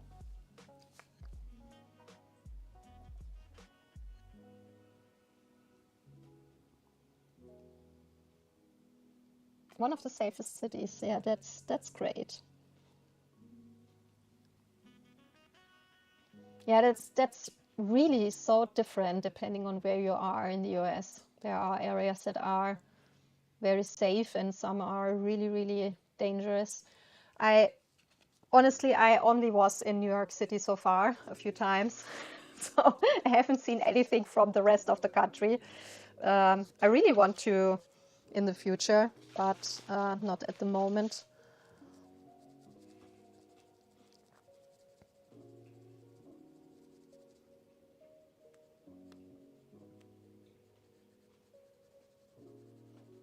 There are definitely some areas I would love to see.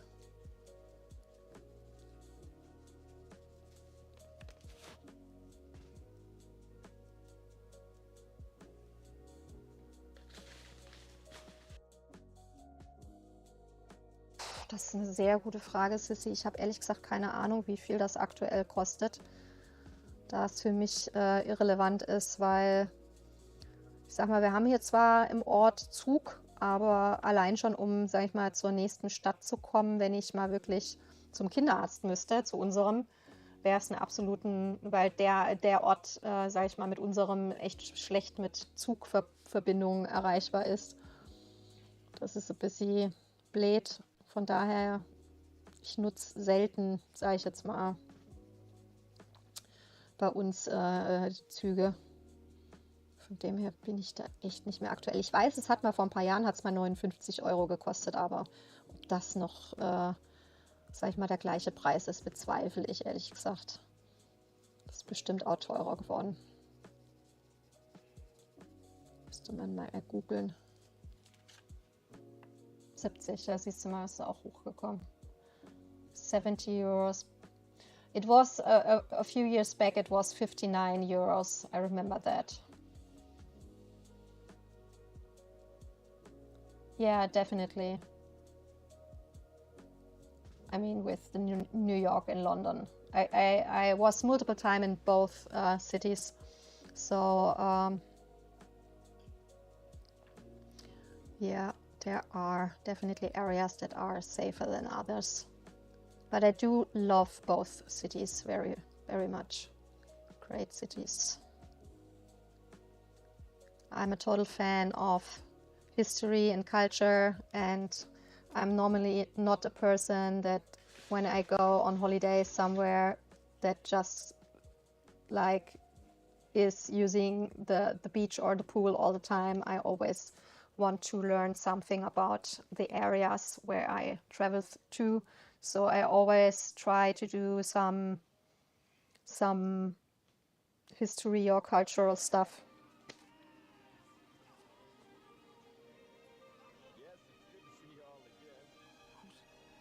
Yeah, I guess that's probably something that is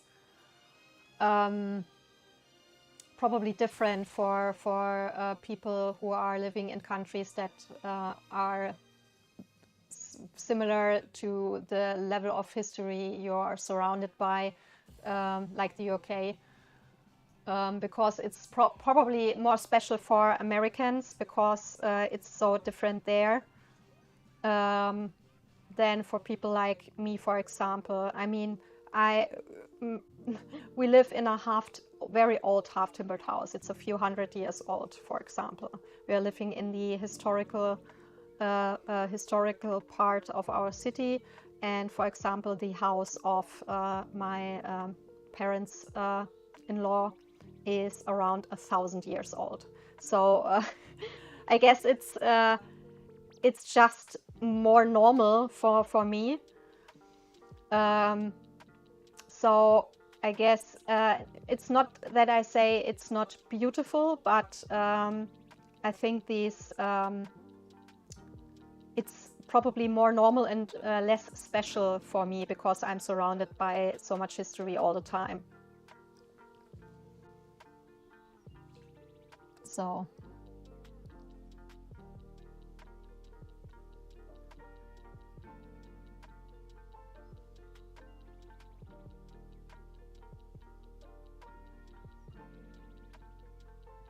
yeah, I love historical buildings a lot.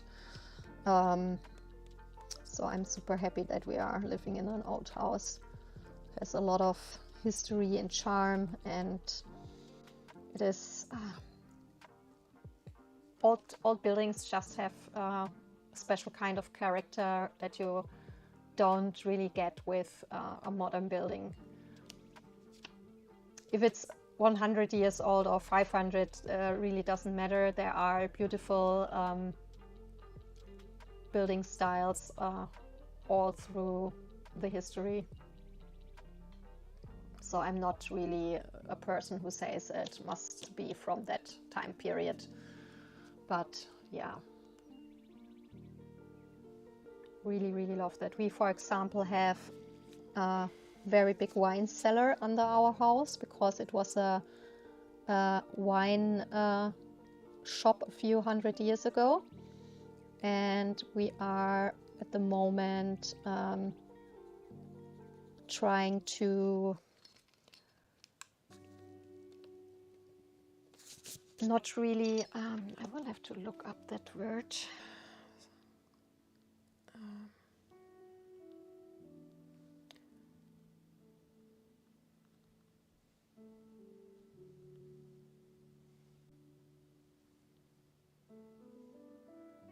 Extend. and you're not really renovating because it wasn't used to live like that in the past. It is basically all the previous owners of the building that lived in it never used after the wine shop a few hundred years ago did close. The vaulted, it's a vaulted cellar made of sandstone, and it was never used after that. So we are now trying to, yeah, the internet says extend. I'm not really sure if that's the correct word for what I mean in German.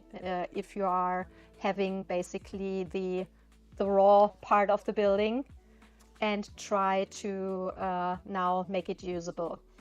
So we are cleaning the stones, and then it has a clay earth floor. It's basically, it's never had got any real floor. It's just the bare earth there. So we will be doing a stone floor in there. With, of course, the possibility that if there is some water somewhere, that it still can drain, so it's not completely sealed. And we will be building some little rooms where we do some toilets in there, and we will building with stone a bar with a sink. So, and then we'll be doing in the other part of it a sitting area and so on, so that you can use it as basically as a party cellar, or using it for playing role play games like Dungeons and Dragons or something like that, or just a gaming evening with board games with friends or so, something like that, or maybe doing a cinema evening with friends where we, don't know, rent a beamer and watching a movie together, something like that. So yeah, I'm really excited. We wanted to do that for 10 years, but we didn't have the money, so we saved, and now we are finally able to do that, because it's a very, very big vaulted cellar. It is 120 square meters. I think I did convert it in the past, and it's like 1,100 something, nearly 1,200 square feet. It's, I think, in the American system. So it's really, really big, and the height of the ceiling is like 3.5 meters. So it's a very, very high ceiling as well. So it's really, really, really big. And I always say it's so beautiful and so cool, and it's just too sad to not use it in any kind.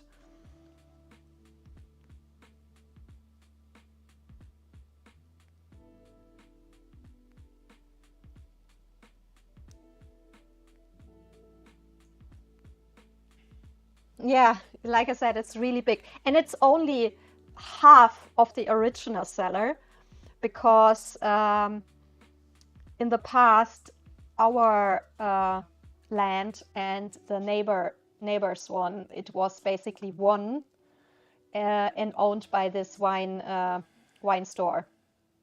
And when they sold it to make out of the barns living houses, and then they basically put a stone wall in between the two halves of the wine cellar. So normally it would be double the size, and basically you could enter in our on our side and going through the whole cellar in the past, and then you would be coming out at the parallel street. It's that big.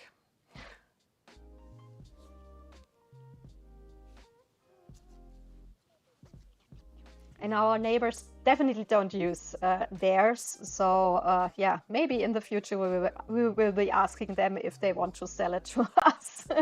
Don't know, but yeah, could be a possibility. could reopen it, maybe doing a door in there. We're also thinking about renting the cellar out to other people to use.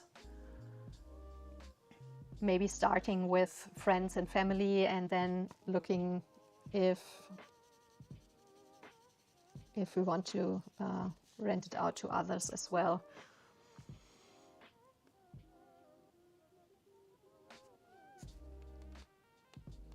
Yeah, I can't wait until it's finally finished.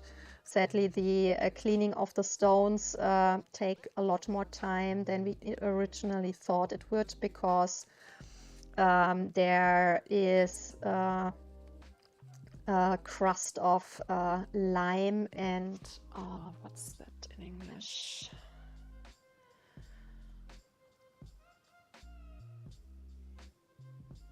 Oh, it's just saltpeter in English. I thought it has an own name. Can't imagine that it is it. Is it really that easy?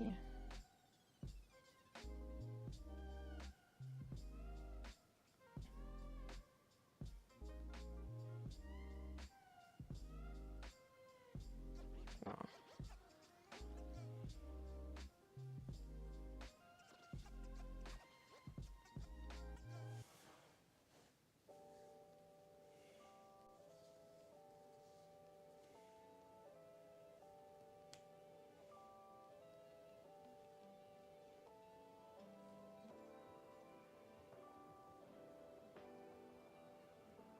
Yeah, nitric acid. It's coming out of the stones, and it builds like a crust on the stone over the centuries, and we really had to hammer it off to get it off the stone. And in some areas it's really gotten very thick, and it's super hard because of the lime in the mixture.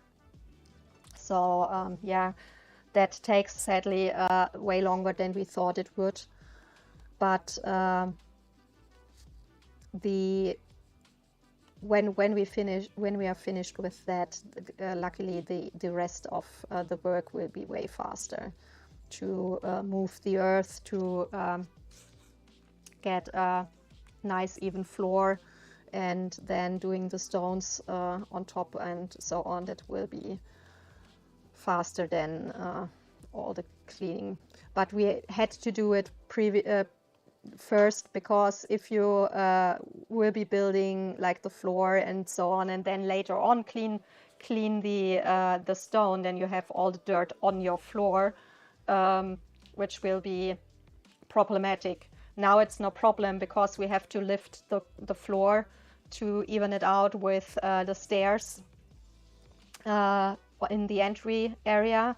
So we will have to put earth on it anyway, so it just will mix in with the clay earth on the floor, so it doesn't really matter now.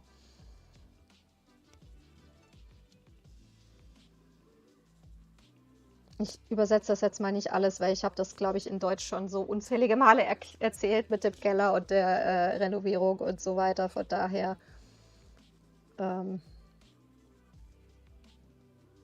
dürft natürlich jederzeit fragen, wenn ihr was fragen wollt. Aber ich glaube, die meisten von euch haben es einfach schon oft genug gehört, dass ich gedacht habe, das muss jetzt nicht alles.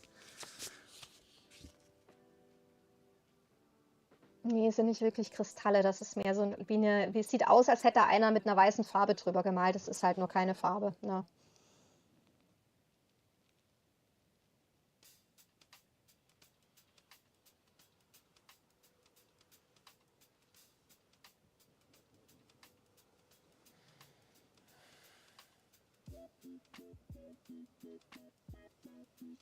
Yeah.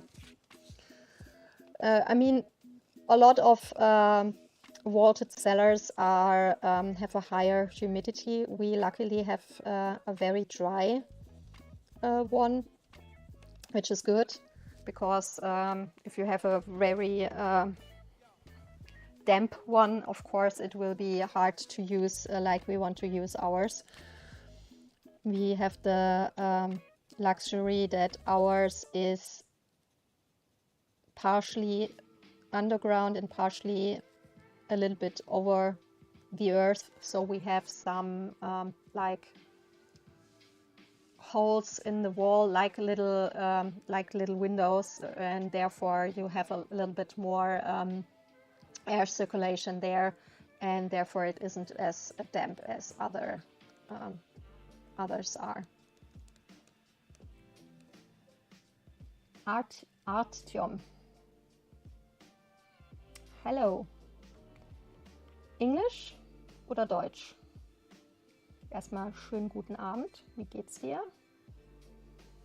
Good evening. How are you doing?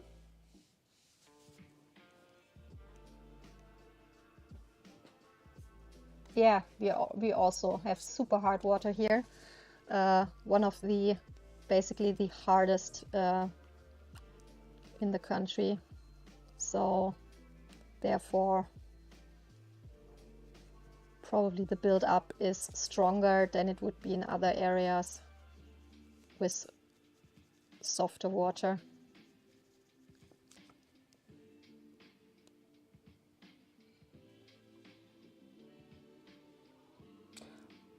Absolutely no problem. I normally always doing the streams bilingual, so it's no problem. I do tell everything in German and in English. If you are ever in the stream, I forget converting it to English, because on some days I just am very forgetful. Then just let me know that you're there and need me to talk in English, so no problem at all.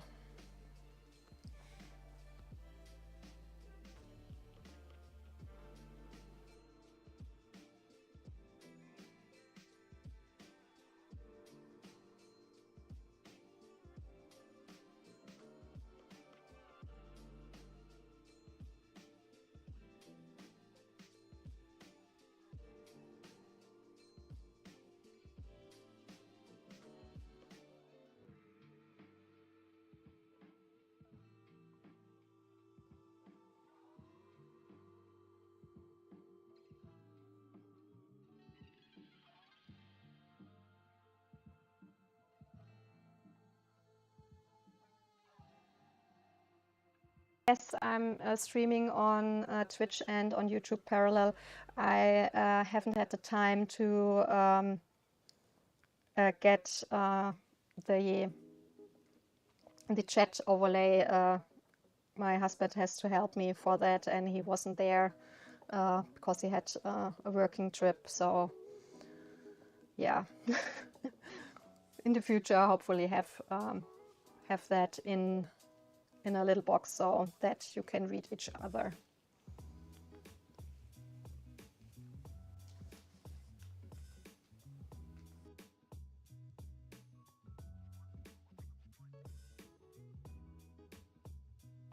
Thank you so much.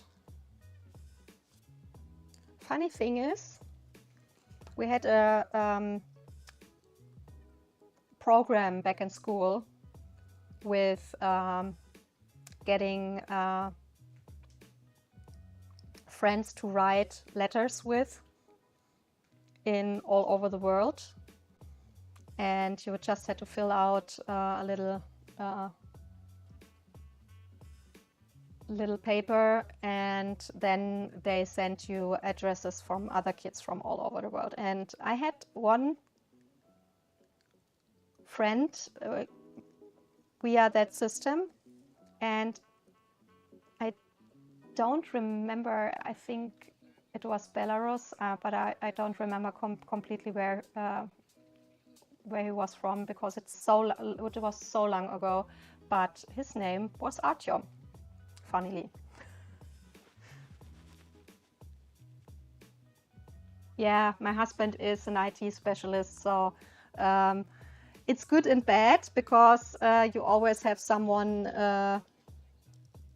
who can help you, but the negative part is that you not really learn doing stuff yourself, because it's way easier to just get him the device and say, oh, I don't know, it's broken, please repair.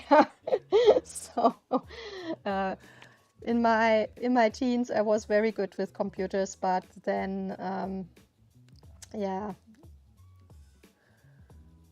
I stopped learning stuff when I got together with my husband.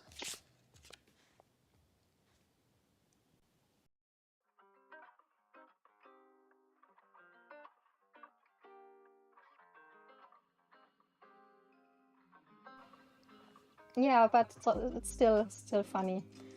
I guess that probably isn't your name because most people don't use their real names in the internet. So, but yeah, Slovakia. I never was in Slovakia.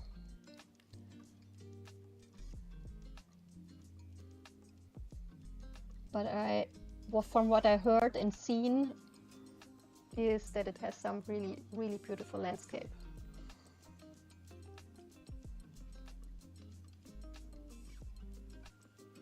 Ein Gamepad? Nee, das war kein Gamepad, das ist von meinen Ohrstöpseln, sag ich mal. Und ich nutze gerade seins. Und er konnte es noch nicht reparieren, weil eine Freundin von uns hat quasi, weil das Gehäuse bei mir ist ja unten so aufgebläht vom Akku, ne, von dem kaputten und gerissen. Und eine Freundin hat jetzt mir eine neue Hülle, sag ich mal, das neue Unterteil 3D gedruckt. Die hat nämlich einen 3D-Drucker. Und die sehen wir am Wochenende. Und dann kriegen wir erst das Teil und dann kann er gucken, dass er den Rest repariert. Sissy just asked me if my husband could repair the thing I showed last time, and I'm using this one here from my husband because mine the battery bloated massively and it basically split the bottom part. I have a crack going through and it's completely dented outwards. And so a friend of mine owns a 3D printer and she printed that part. I see her probably on the weekend. So when she will be getting us the slower part, then my husband can take a look at how to get a new battery in it and repair it, and then hopefully mine works in the end.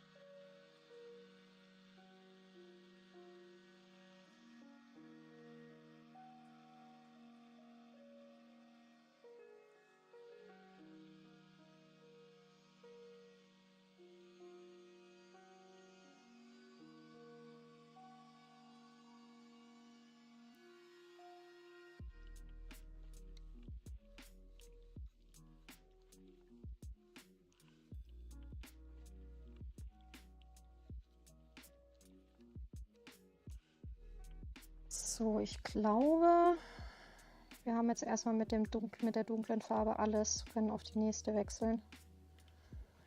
Gut möglich, dass ich irgendwo was übersehen habe, weil das ist, sage ich mal, so Standardregel irgendwie, dass ich Dinge übersehe, aber dann können wir es immer noch ausbessern. So I think I have done everything with our darkest color. If I didn't oversee some areas, that happens all the time, but we can work over those when I find them. So switching to the next color shade.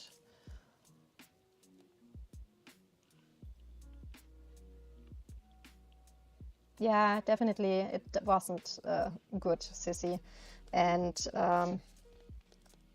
the problem with batteries that are bloated that massively that they could explode. I mean, it's a super small one, so it wouldn't do a lot of damage, but still you don't want to have that kind of thing going on. So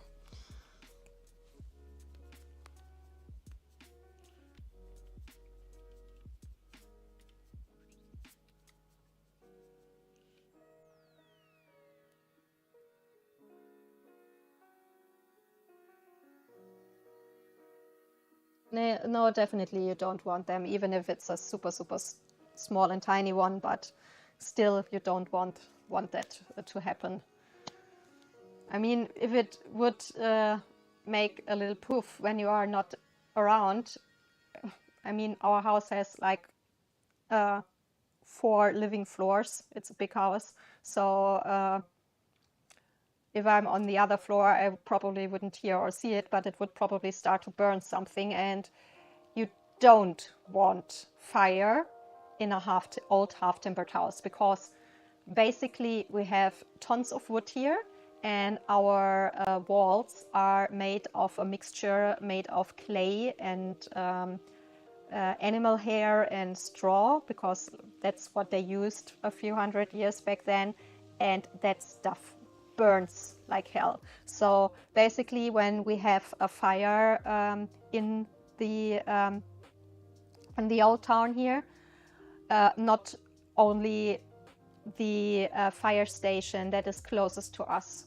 comes, but all the fire stations in our city and all the city around us, they come basically. It's like a big problem, because all the half-timbered houses in an historical old town, they are all built wall to wall. So when one starts to burn, the fire spreads like a wildfire through the whole old town, and it's really hard to control.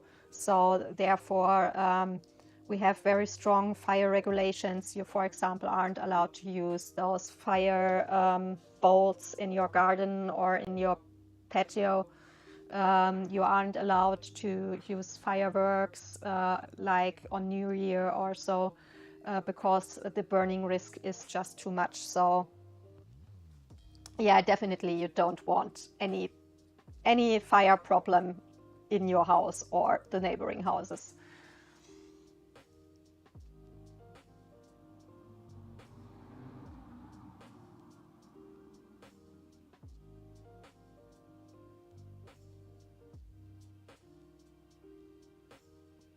You have a hate relationship with technology. I'm just super bad with stuff like that.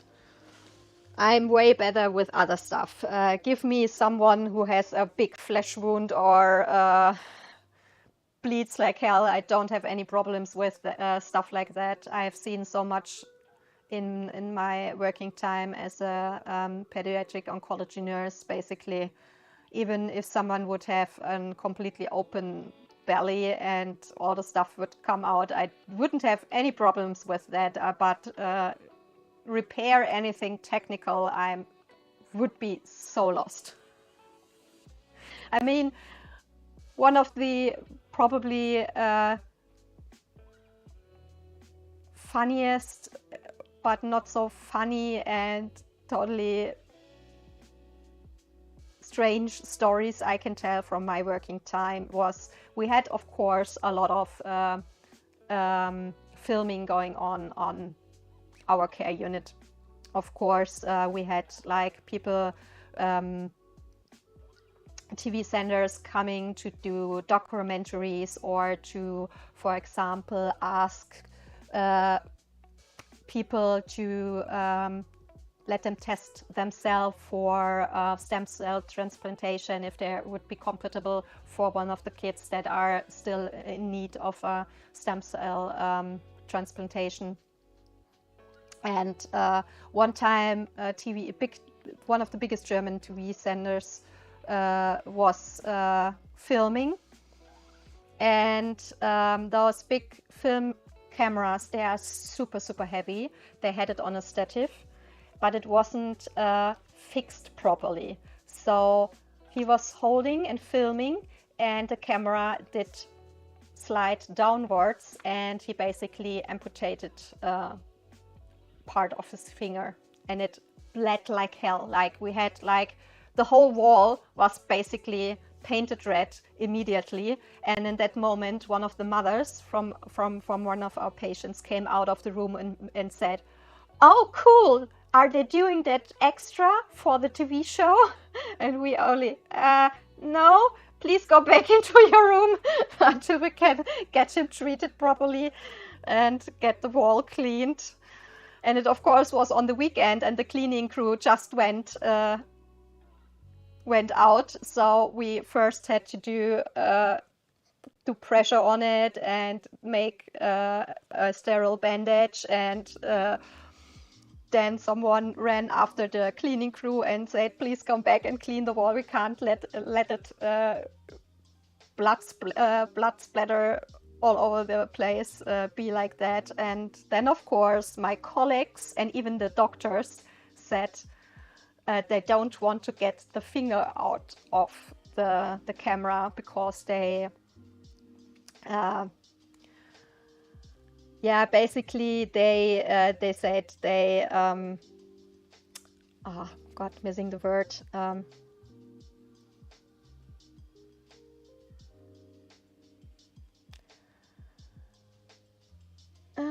have to look that one up, sorry, one moment. They were disgusted by it. I didn't have that problem. I don't have the problem to get the finger out. I wasn't disgusted. I'm really not disgusted easily with stuff like that. I only was afraid that my finger would be the next one in the camera, because I didn't know if it would slide down any further. So yeah, I put on my gloves and took the finger out very fast. Luckily nothing happened, but yeah. The cameraman was so in shock, he just said, "Oh, it's good that it happened today, because last week I was filming in African savannah. It would be very bad if it happened there." It's okay, yeah, definitely. You're on the best place. Something happened like that, because you can be treated properly immediately.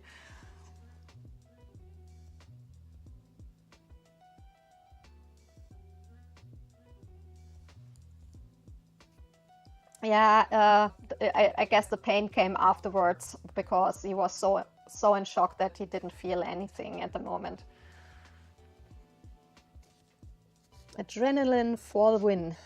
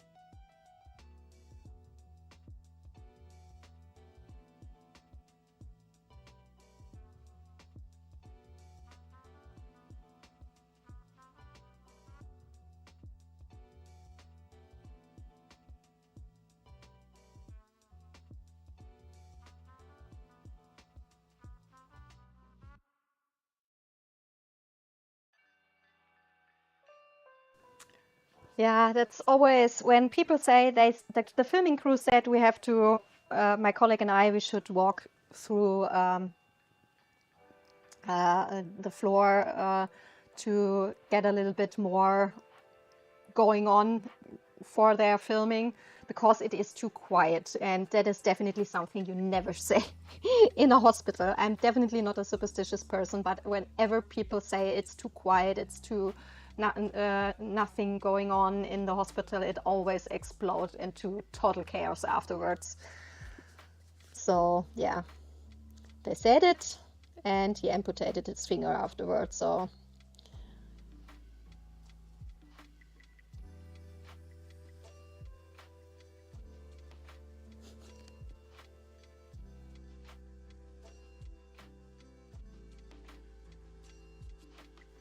thank you. I really, really hope so too.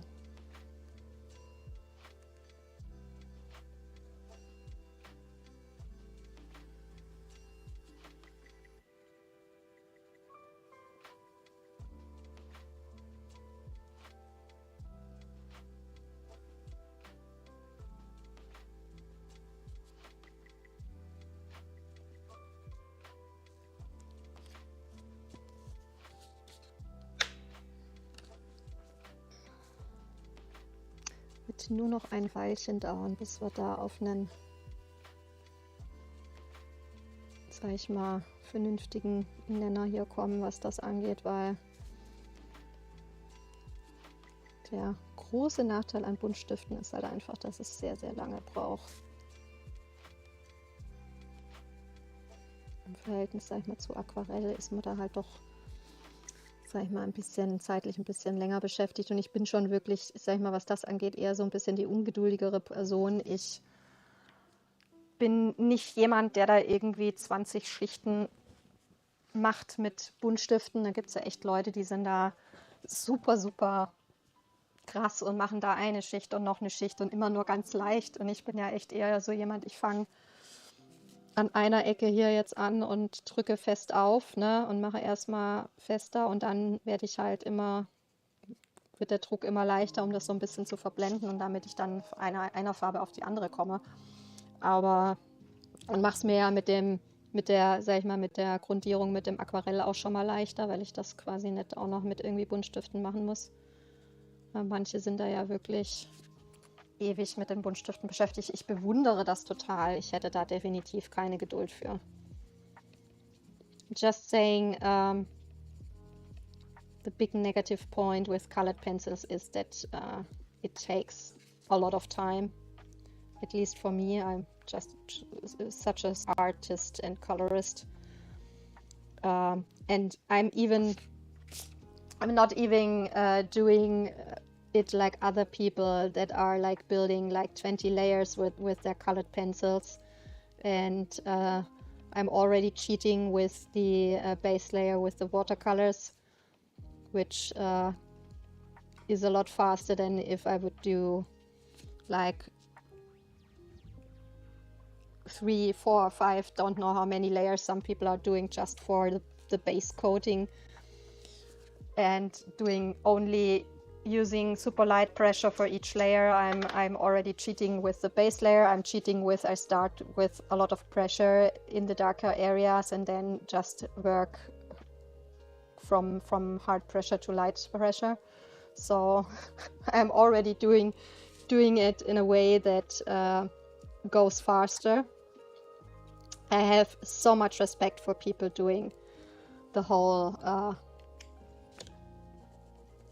layer over layer over layer over layer thing with colored pencils, because it just takes so much time. I mean, it's definitely worth it. The artwork always looks stunning in the end, but I'm not a person that has enough patience for that, to be honest. I'm not patient enough for doing so many layers and working like that with colored pencils. Yeah, nice to hear then that I'm not the only slow one. because always when I see like the finished pages videos of others and they're doing like, don't know, 20 pages or so in a month, and I'm more a person who does like 5 to 7 or so. If I'm really, really good, I have months where I'm just getting like 3 or 4 pages done. So yeah.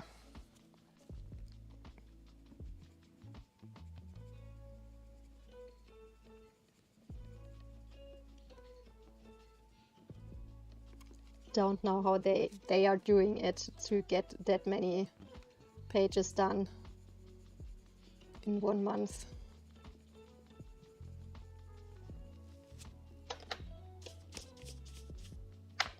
Yeah, I'm honestly,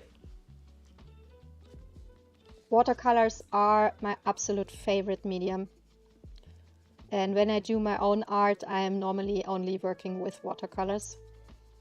But with the coloring books, of course, you can't use watercolor in a lot of books. So therefore, I started really learning how to work with colored pencils around, I think, 3 years ago. I started with coloring around 2016. There I bought my very first adult coloring book. But because I didn't know anything about how to use colored pencils properly, and I just basically did one area with one color. I didn't know how to shade, and I didn't know how to not use so much pressure. Basically, I had hurting hands after a few minutes, and then I stopped doing adult coloring because I barely could get anything done and already had to stop because my hands were hurting so badly. So I didn't do coloring for many, many years after then, just my own art.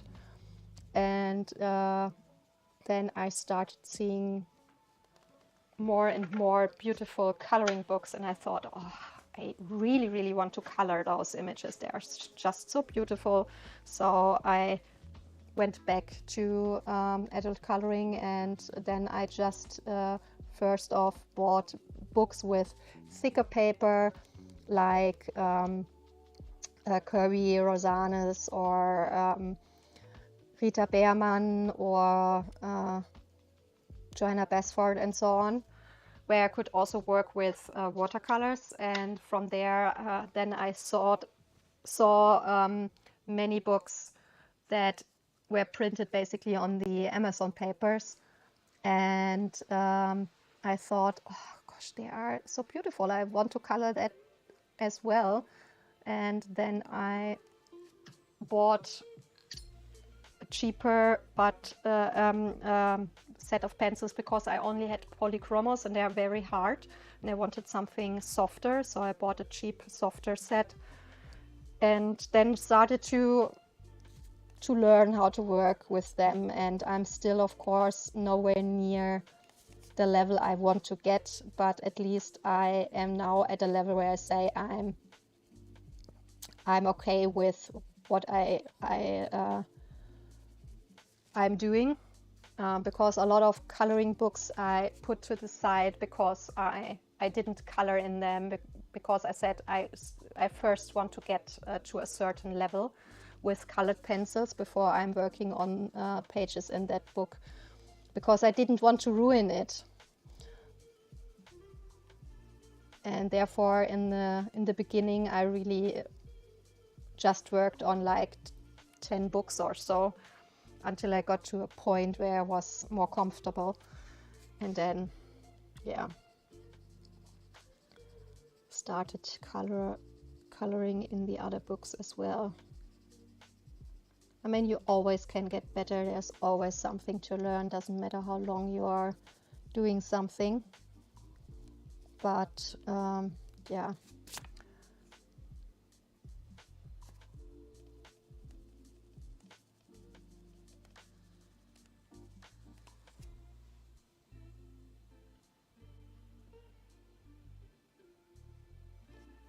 Es ist überhaupt nicht schlimm. Ich mag das ja. wenn viel geredet wird, weil ich bin, sag ich mal, von Natur aus eher ein bisschen schüchtern und ich tue mich super, super schwer, wenn im Stream quasi mich die Leute komplett anschweigen und dann zu reden, sag ich mal, da tue ich mich dann auch einfach schwer. Von dem her bin ich immer super happy, wenn die Leute mit mir reden. Ich vergesse nur dann manchmal das Malen dabei, weil wir uns in dem Thema sehr gut vertieft haben. Und da müsst ihr mich dann einfach manchmal erinnern und sagen, hier, vergesst das Malen nicht.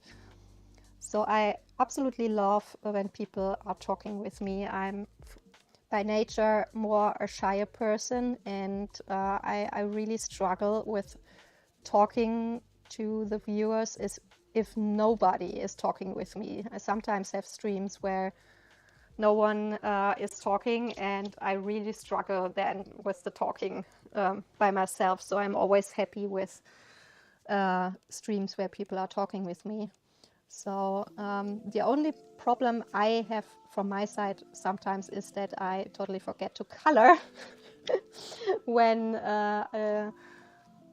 talking so much. So then please just tell me, don't forget the coloring or the drawing, because sometimes I'm just so excited in the conversations that I totally forget to do the art stuff.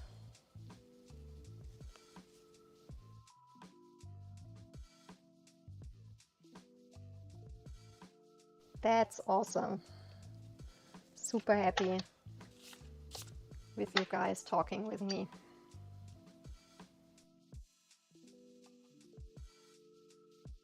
Yeah, totally. Especially with some stuff like talking about pigments and watercolors, I totally can get lost in that. I started using watercolors with 10, so I'm doing watercolors now since 30 years, and I've collected watercolors for 30 years, so I have a very big collection of watercolors, and I'm a total pigment nerd. So yeah, that's definitely something I can get super lost in.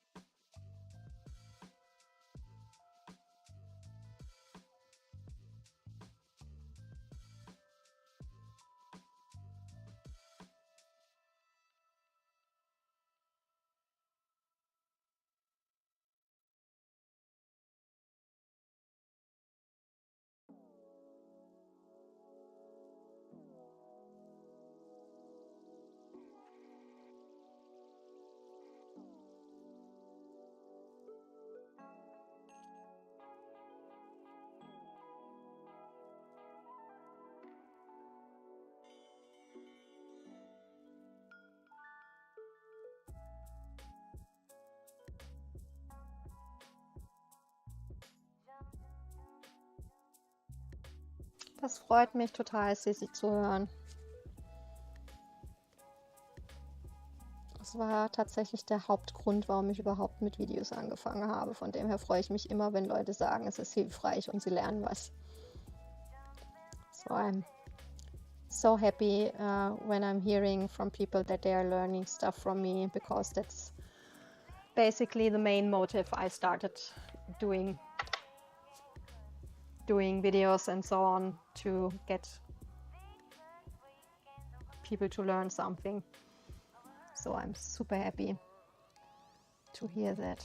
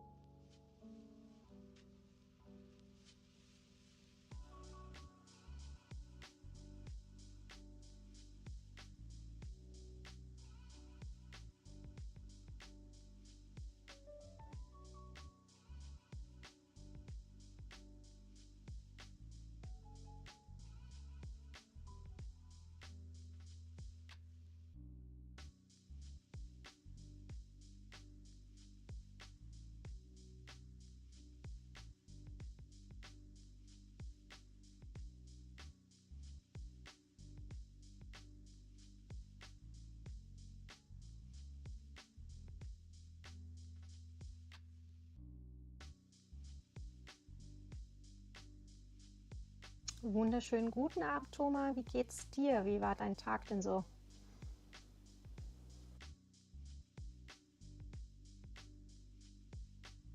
Ja, das hoffe ich, dass wir das schaffen, Sissi. Das ist das Ziel. Aber bisher muss ich sagen, gefällt mir das schon ganz gut. So I of course hope that in the end it will look good, but at least the how it looks at the moment already, I think at least the cape will look good in the end.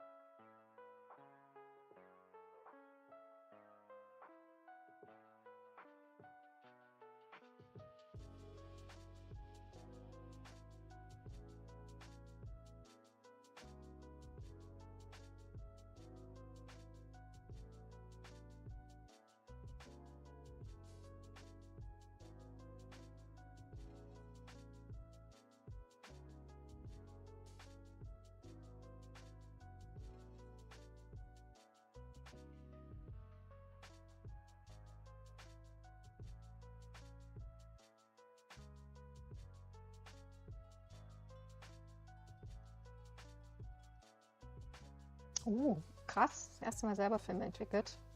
Das ist cool. Habe ich noch nie gemacht. Wir wollten das, glaube ich, mal in der Schule machen, in Kunst, aber letzten Endes haben es die Lehrer dann doch nicht gemacht, was ich ziemlich schade fand.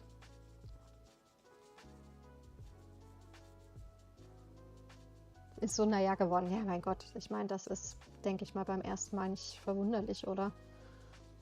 Da muss man ja doch einiges beachten. Stelle ich mir nicht ganz so einfach vor. Und was sind denn bitte Kästner-Kekse? Das kenne ich überhaupt nicht. Ja, definitiv. Ziemlich krasser Aufwand, aber ich finde, es hat einfach was trotzdem, ne, die Sachen dann noch so per Hand zu machen manchmal.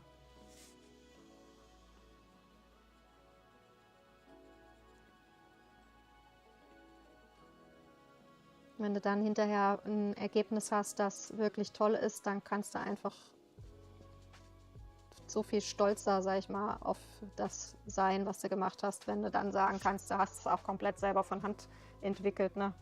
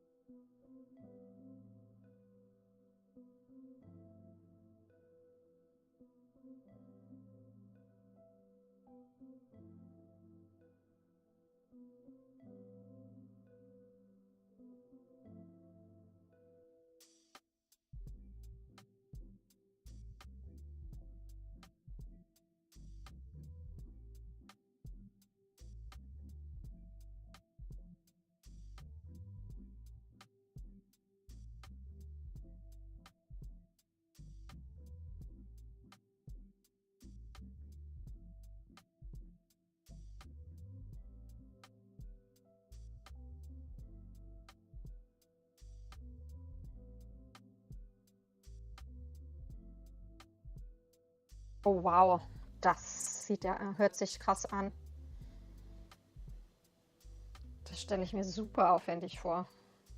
Ich habe schon auf YouTube so ein paar Kanäle gesehen, die, sage ich mal, Bilder auf Kekse malen, ne? Das finde ich ja schon krass. Aber dann auch noch mit Ausschneiden. Respekt. Ich bin nicht so der Bastelmensch. Da ist es ja fast zu schade zum Essen, oder? Schwierig mit Sachen zu essen, die, sag ich mal, so super aufwendig gestaltet sind. Also wenn du irgendwie, keine Ahnung, irgendwelche Süßigkeiten hast, die super aufwendig oder sind oder dann super, super süß aussehen. Ne? Wenn du da irgendwie so ein kleines süßes Tierchen hast, das dich irgendwie niedlich anguckt aus, keine Ahnung, Marzipan oder sowas, tue ich mich echt schwer, sowas zu essen.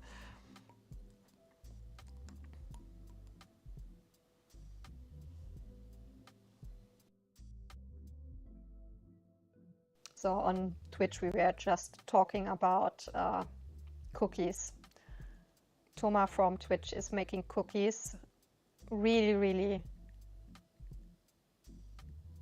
with so much work, like cutting pieces and building complex motifs with cookie parts. And I honestly, a lot of respect for that. I hate cutting and basically cutting and gluing stuff. So I'm not very patient with doing stuff like that. So that would be a total nightmare for me. But I'm pretty sure they look absolutely stunning. But I also said that whenever you get food that is where so much work was put into, or if you have like some sweets that look like cute little animals or also, I really have a hard time starting eating those because I don't want to destroy all the hard work and the cuteness and so on. So it's always, for me, it's hard to like bite off something like that.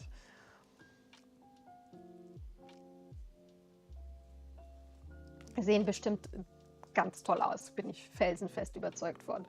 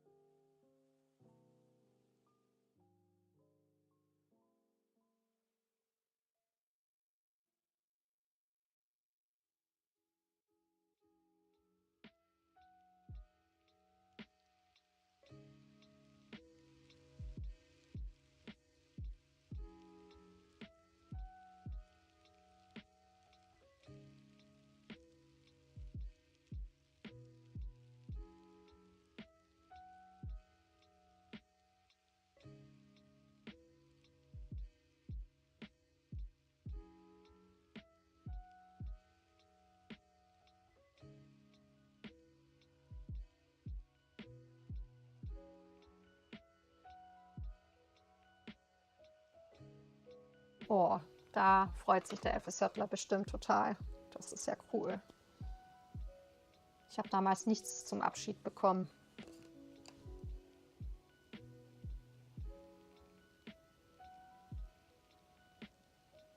Was ist ein Stabibart?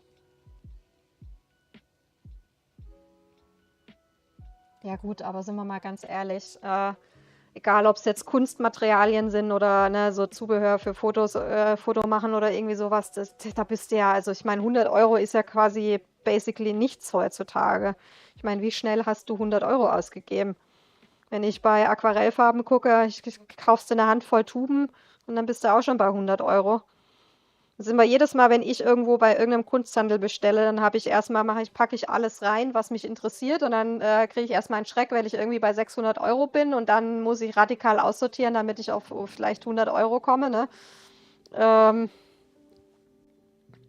von daher, das ist ja, da hast du je nachdem, was man kauft, aber da, sag ich mal, kriegst du ja heutzutage echt nicht viel für. Und gerade alles, was früher, sag ich mal, ähm, oft, oft billiger war, selber zu machen, ne? Wie zum Beispiel die ganzen Sachen basteln oder sowas. Basteln war früher, oder stricken oder sowas, hast du früher gemacht, weil es billiger war. Ne? Heutzutage sind das ja schon nahezu Luxushobbys, weil die Materialien heutzutage einfach teilweise so unfassbar teuer geworden sind. Das ist echt der Wahnsinn.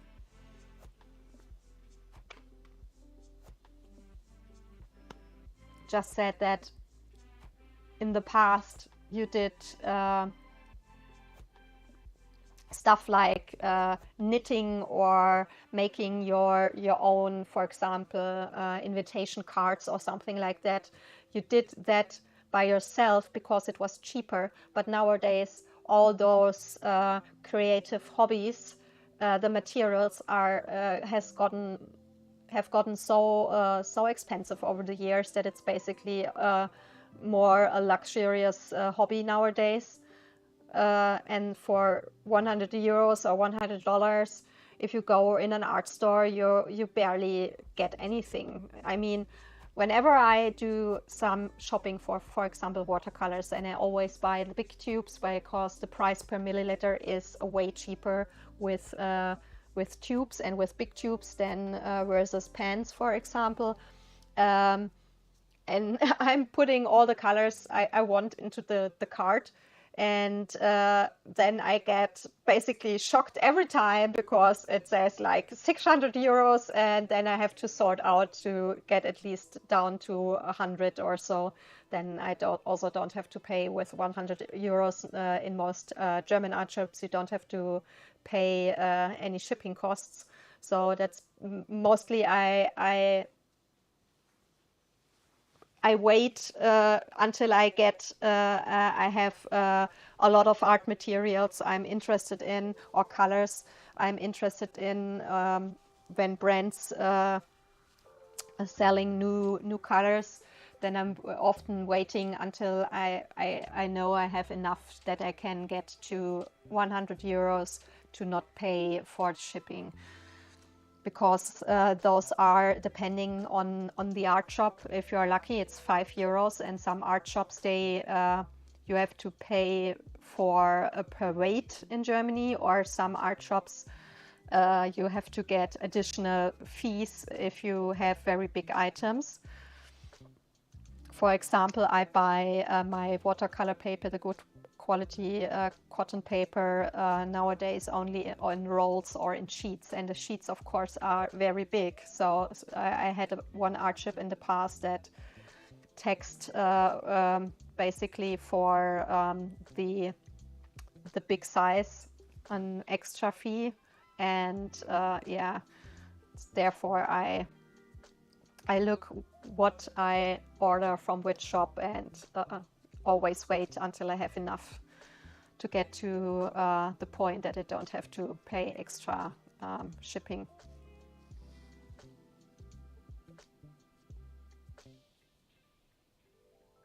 Ach, du bist der FSJler. Okay.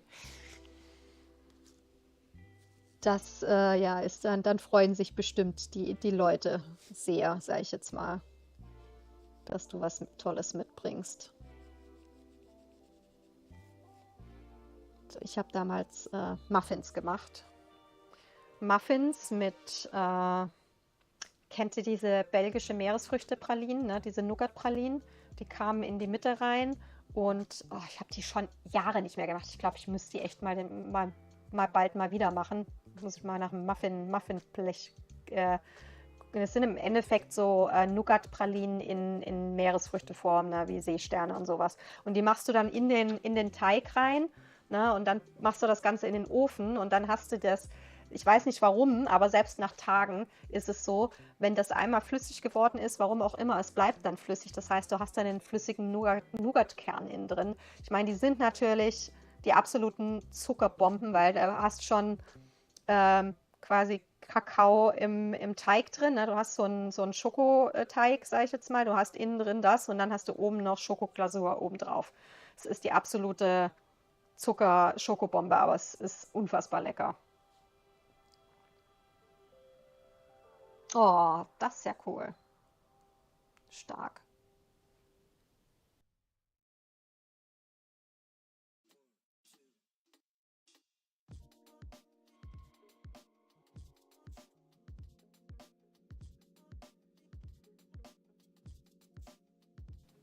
Just said that when I did my free social year, I did make some muffins and I haven't made them for, oh God, I don't know how many years because my husband is a cook, so I barely cook or bake anything. And I did do some chocolate muffins with a chocolate on top, but they also got like nougat chocolate pralines in the middle of the dough. And when you baked them, the nougat melted, and you had like a melted liquid chocolate nougat core inside. And even after 2 or 3 days, it stayed that way. So they were basically the total sugar bombs and chocolate all over the place, but they tasted so damn good.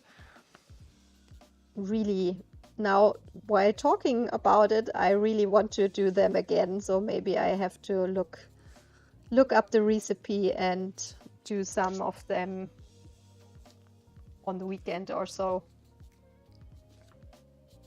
And I want to make a new batch of Kohakuto, those crystal candies. I did make one batch at the beginning of the year. I did make them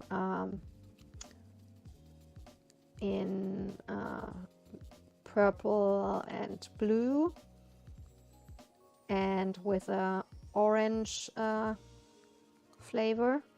And I really want to do those with like a peppermint flavor. Wanted to try that as well. So really want to make another batch.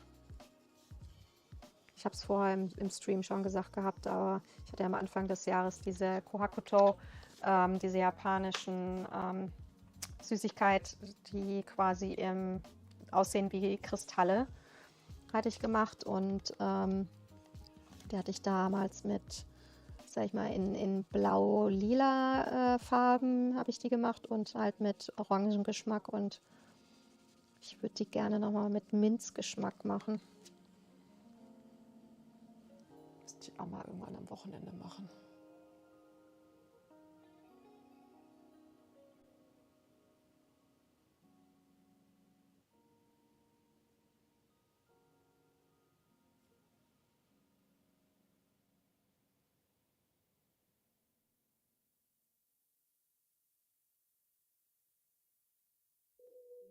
Nee, garantiert kein Backstream.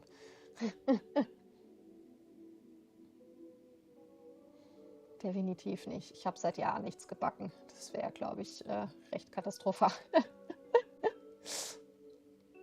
Yeah, we definitely have a lot of good chocolate and a lot of good sweets like gummy bears and so. A lot of awesome candies here in Germany.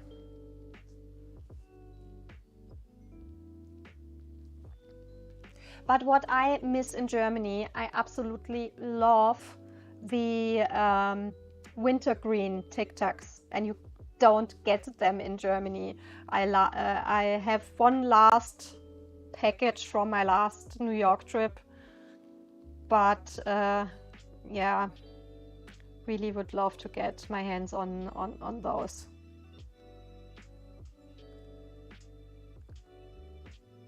Ja, Wintergrün. Die sehen auch ganz grün aus.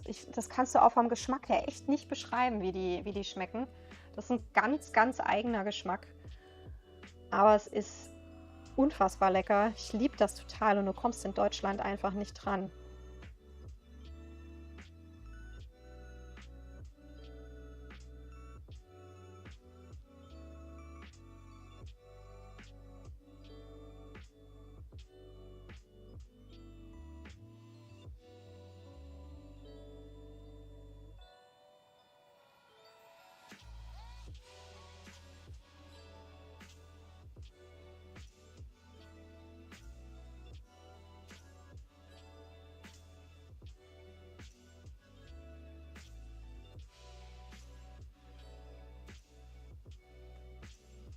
Da, ja, guck, so sehen die aus. Die sind halt, wie gesagt, komplett grün.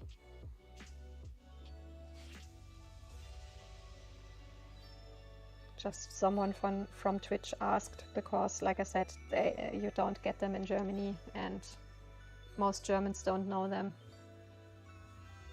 41 Euro, ja, genau. Mhm. Also ich will unbedingt welche, aber nicht so, dass ich völlig überteuerte Preise zahle. Das definitiv nicht.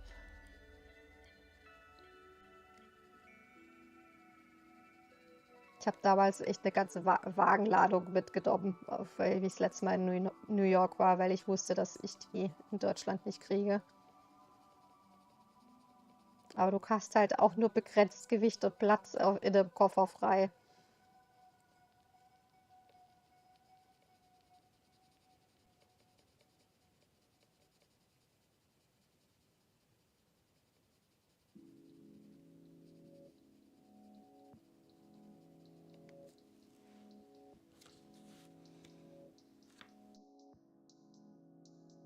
Ich war schon mehrmals in New York. Liebe die Stadt sehr.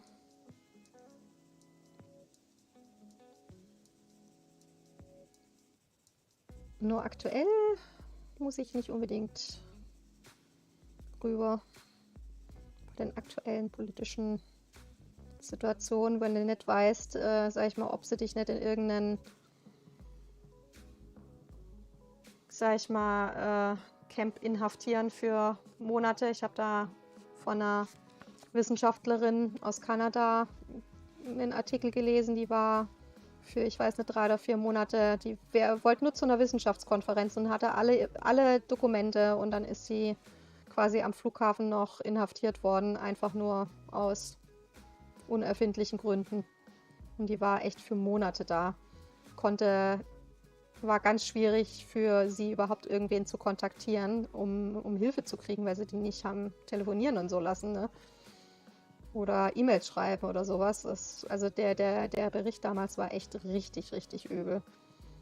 Und ja, nee, da muss ich jetzt nicht mitmachen. Ich hoffe, dass das nochmal irgendwie wieder sich da, sag ich mal, entspannt.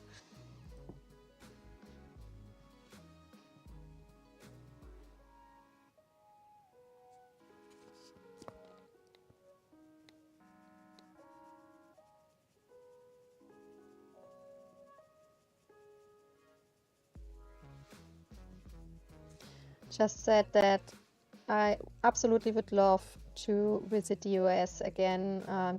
Not only New York, there are so many places I would love to visit. But with the momentary situation, I've read so many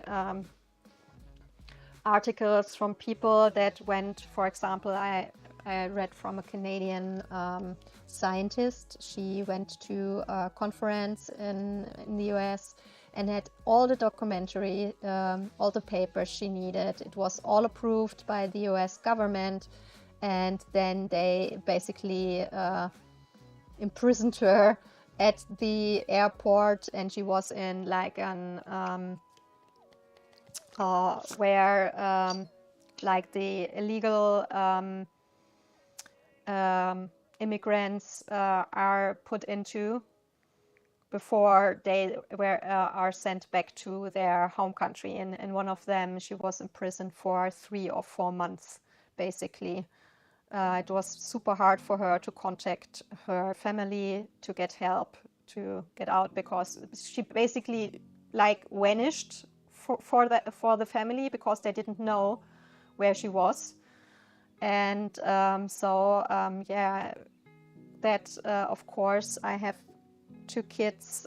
They're still in school, and the New York trips my husband and I did without our kids. So at the momentary situation, I'm honestly a little bit afraid that something like that could happen, because of course that would be not only horrible for us, but also for our kids, and of course for the rest of the family as well. So yeah, I hope that in a few years, when the politicians change after the next election, I hope that the situation, so that you can visit without being afraid of getting basically put into some kind of prison version.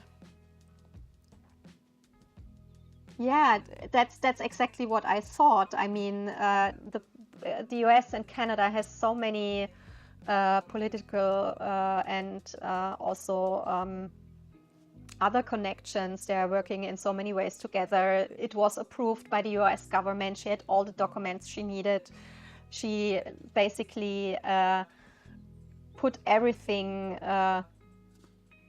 prior to her trip to the US government, and they read everything what she wanted to do, and all about her presentation on the conference and so on. And they sent her papers back that she is allowed to visit for the conference and that there are no problems, and then they just grabbed her at the airport. And she never really got an honest answer why. That basically was the end of the story. She could not find out why they did that. For what reason? She never got any information. If she asked the prison guards why she's here, and she never got an answer from them. So that was really shocking to read, especially like you said, because she's Canadian and there are so many ties between the 2 countries. I mean, I could imagine that with countries that are not on a friendly basis with the government, the US government or the country, but a country that is so interlinked with the US, I was really shocked to read that. So yeah, that's totally bonkers at the moment. But it's not only in the US. There are bonkers situation with the politics nowadays in a lot of countries. I mean, when I look at Germany, it's so shocking to see that the right wing is getting stronger over the last years. I mean, especially with the history this country has. You should mean that something like that never would repeat itself. But yeah, humans are sometimes really stupid, and history tends to repeat itself, sadly. I really, really hope that the German government basically, we have a part of the government that looks out for basically all organizations, not only political, but other organizations as well, if they are conform with our law. And basically this political party that is very right-winged was now last year stamped as not law conform. So I really hope that, I mean, the politicians need a lot of time, but I really hope that, or governments need a lot of time when doing stuff. I really hope that they will, forbid that completely, because we had that like in the 90s or early 2000s happened with another right-wing party that basically the government forbid them and they had to get disbanded completely. So I really hope that that will happen to that political party as well. So hopefully the situation gets better.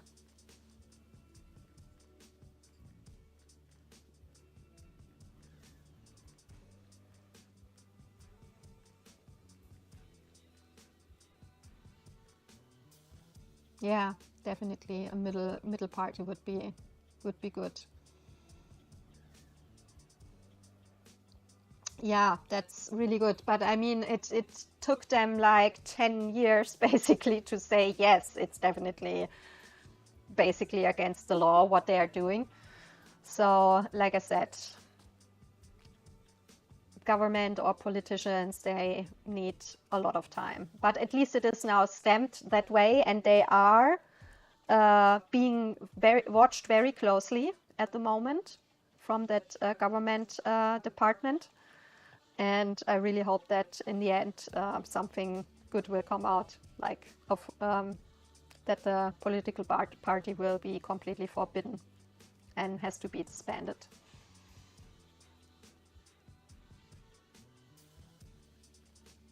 Yeah, it's very hard to do, but it is possible and it happened in the past. So I always think when it's already happened, it's easier to do. If you have a very problematic political party, but at least it can be done. It's better than in some other countries where it isn't possible. I mean, there are a lot of countries in the world where the situation is really, really bad. For example, I'm so sorry for all the women in Afghanistan. The new laws they have established there basically imprisons women completely. They are not allowed to talk outside. They are not allowed to talk in their own home. I mean, basically they're completely being cut off from talking to anybody. It's so terrible. And I mean, they basically have no possibility to change anything. Ach, okay, 2017. Ich hab's ehrlich gesagt mit den nicht so auf dem Schirm gehabt, jetzt ohne nachzugucken, wann es war. Danke für die Info. Ja, stimmt, das ist noch nicht so lange her. Ich meine, wie gesagt, ich weiß, das sind so, ne, die werden ja jetzt das AfD wird ja vom Verfassungsschutz jetzt beobachtet. Das ist immerhin schon mal der erste Schritt. Sie haben es als verfassungswidrig einkategorisiert und es ist sag ich mal, der erste Schritt in die Richtung, dass es vielleicht verboten wird. Ich hoffe, dass es zu der Situation dann letzten Endes kommt, dass sie das wie bei der MPD machen. Himmel, Herrgott, mein Hirn funktioniert nicht mehr. Aber ja, wie du sagst, na, das wird noch ein paar Jährchen wahrscheinlich dauern, bis wir an so einem Punkt kommen. Das ist halt nichts, was schnell geht.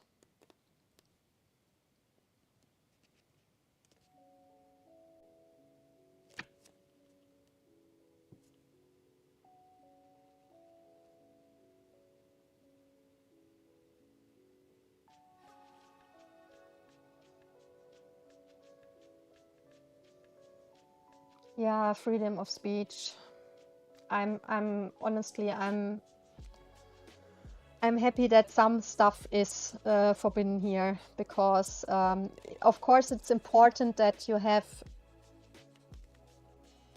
freedom to say stuff, but if the stuff you're saying is just raising hate and crime, basically, I'm very, very good with the situation here that there are laws that forbid you for saying some stuff, because I mean, it is with everything. There are pros and cons to everything. If you're limited what is allowed to say, it can of course also escalate in a bad way, like with the women in Afghanistan that are not allowed to say basically anything nowadays. I mean, that's a total extreme case, but it can happen. On the other hand, of course, if you are free to say really everything, it can also has the negative thing that it can raise crime, and especially hate crime against a groups of people, if it is like against a religious group or against just people from other countries or what else, sexuality, or there are so many areas it could be used to raise basically hate and crime against a group of people. And that of course is also a big negative thing. So there are pros and cons to everything, and it definitely is something that has to be handled very carefully, or it will escalate in the one or the other way. And whenever it gets too extreme, it's never a good thing. Yeah, me too. I feel so sorry for those women. I've seen some documentaries on those and some news on that, and it's so terrible.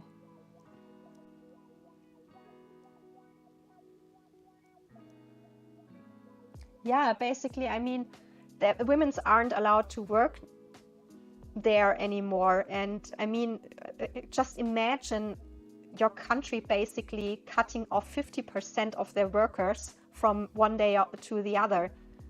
I mean, that can't be good for a country. That can't be good for everything, for companies, from hospitals, governments, what else? I mean, if you lose around half your workers from one day to the other, it totally destroys everything. So it's just something, when you think not from the emotional part and the mental situation those women are put into is of course the most important thing, and that's absolutely terrible for them now. But even from, if you are just looking from the financial situation of the country and totally would exclude the emotional part, even then you can say it's just absolutely terrible. That will destroy so much for them, and it will set them back decades, basically. And I mean, it's already a country where a lot of people suffer from hunger or from diseases that would be easily be treated. But if a family loses half their income, how will they pay for their living costs when the women have worked because they needed the money? I mean, that is just an absolute terrible situation for everything.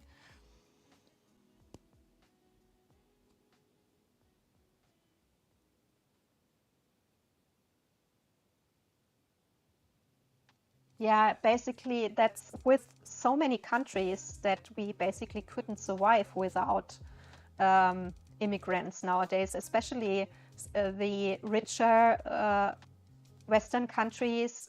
We have very most of those countries have getting birth rates lower and lower, and if you are looking, a lot of working fields have so many empty spots.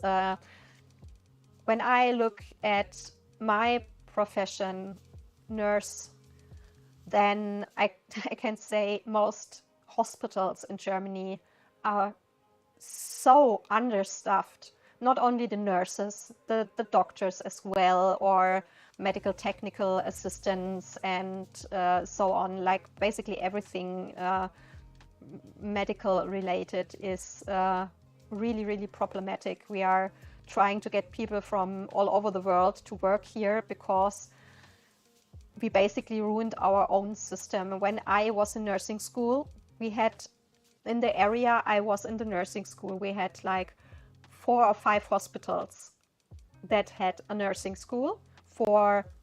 In Germany, it was until I think last year, it was separated between nurse and pediatric nurse. Pediatric nurse, like I am, we had an own nursing school, and it was a completely own profession.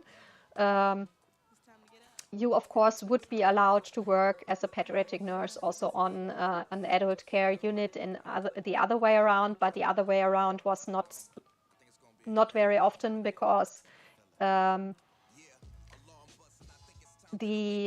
pediatric nursing school was very different, of course, because most patients you are having can't really express themselves very well. If you ask a toddler where it hurts, they will to 95% say it's their tummy they are hurting, even if they broke their leg, for example, or a baby can't really communicate and tell you what's the problem. So of course there are a lot of differences between the nursing schools in that department. But yeah, we had like 4 of them, and each of them trained nurses, like 20 nurses every year. And when I was in nursing school, the whole system changed, and therefore a lot of smaller hospitals closed their nursing schools, but because they couldn't afford it anymore. And in the end, the nursing school I was the only one left. All the others closed. We had, when I started, like 20 to 30 nurses trained every year, and like 10 to 15 pediatric nurses trained every year. And in the end, it was like 20 nurses every year and 2 to 3 pediatric nurses every 2 years. And we did that over so many years all over the country that we basically produced way less nurses, and therefore now we have the big problem that we just don't we don't have enough. We need so many nurses. And when I started on the pediatric oncology, you had when in your shift you did like 3 to 4 kids, because pediatric oncology, it's very high maintenance. You can't do a lot of patients, and you maybe had one very, very hard case, because our care unit barely put kids to the ICU. We basically did everything an ICU did on our care unit ourselves. The only thing we didn't do was if they had to be intubated, or if they had to be on a dialysis. So that was the only reason why we did put the kids onto the ICU. And so we had a lot of very, very, very sick kids that normally would be on an ICU. And you would have normally maximum of one of those kids, and then maybe 1 or 2 very, very mild cases next to that. When I did go into my maternity leave, you had like 5 kids per shift. And if you were unlucky, you had like 3 of those very, very sick, normally ICU kids. So you barely had time to go to the kids that were on a better level at that moment, because you basically just had so much to do that you had to cut off where you could cut off your time. That's, yeah, really. And in the last 10 years, it has gotten worse and worse and worse. I mean, I had so much overtime when I did go into my pension that I could have taken like 2 or 3 weeks off. That much overtime I had on my account.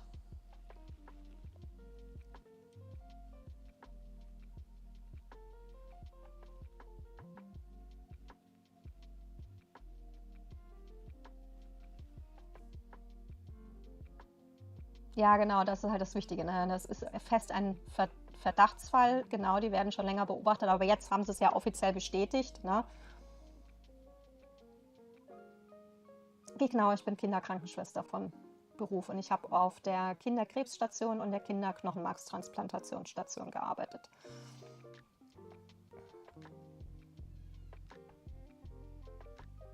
Yeah, it's total bananas. Definitely.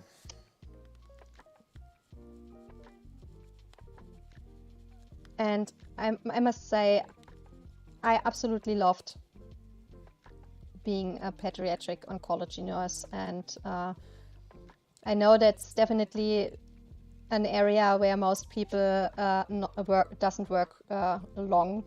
Normally after 2 to 3 years most people go because it's not very easy to work there, but I always loved doing it. And if my health situation wouldn't be that bad and the working situation wouldn't be that bad, I probably would have worked in that field until my official rent.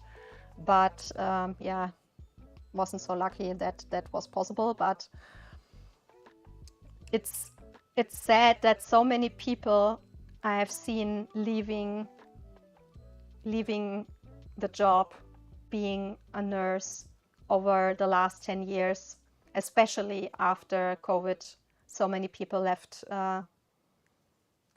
and did something else because the working conditions have gotten so terrible in Germany that there are people that basically lived and breathed for said I'm basically crying to leave, but I can't stay anymore.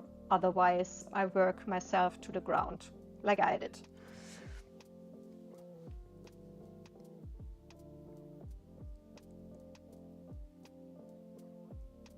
Ja, aber immerhin, hey, das ist doch schon mal ein super Ergebnis, wenn du sagen kannst, dass ein paar Bilder richtig gut geworden sind. Und das ist doch eine ordentliche Leistung fürs allererste Mal. Ich habe übrigens jetzt gewechselt zur dritten Farbe, so I've changed to the next color. So we are on color number 3 now.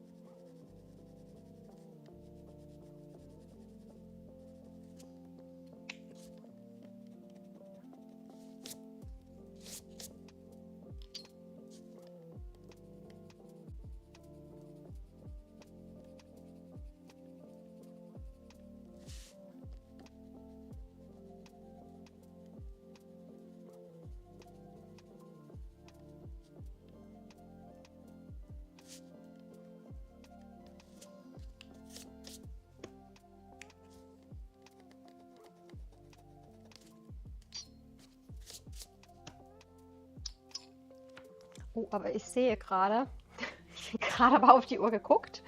Hui, es ist spät geworden. Ich würde sagen, wir machen tatsächlich für heute hier Schluss. Und dann machen wir nächsten Mittwoch hier weiter. Weil es ist ja schon 1 Uhr jetzt. WTF. So, I just realized it's 1 I am here in Germany. It's really gotten very late, and I think I would say we call it a day.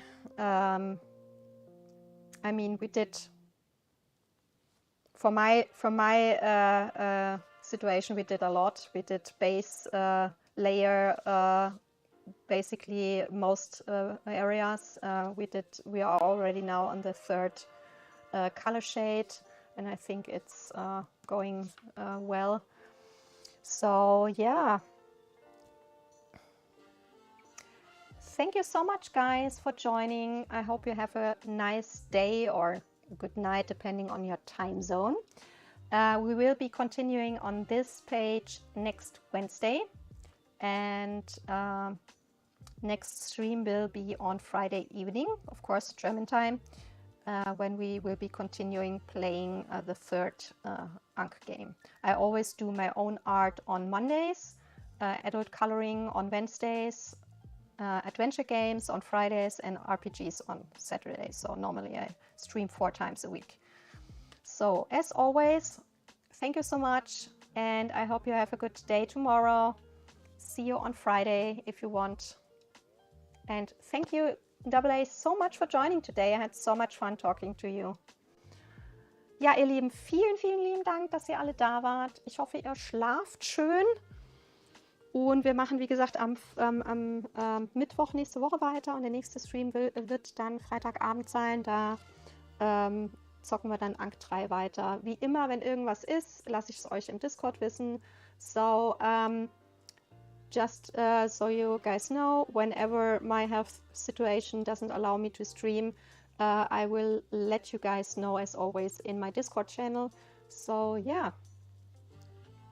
Hope to see you on Friday, guys. Sehen uns dann am Freitag.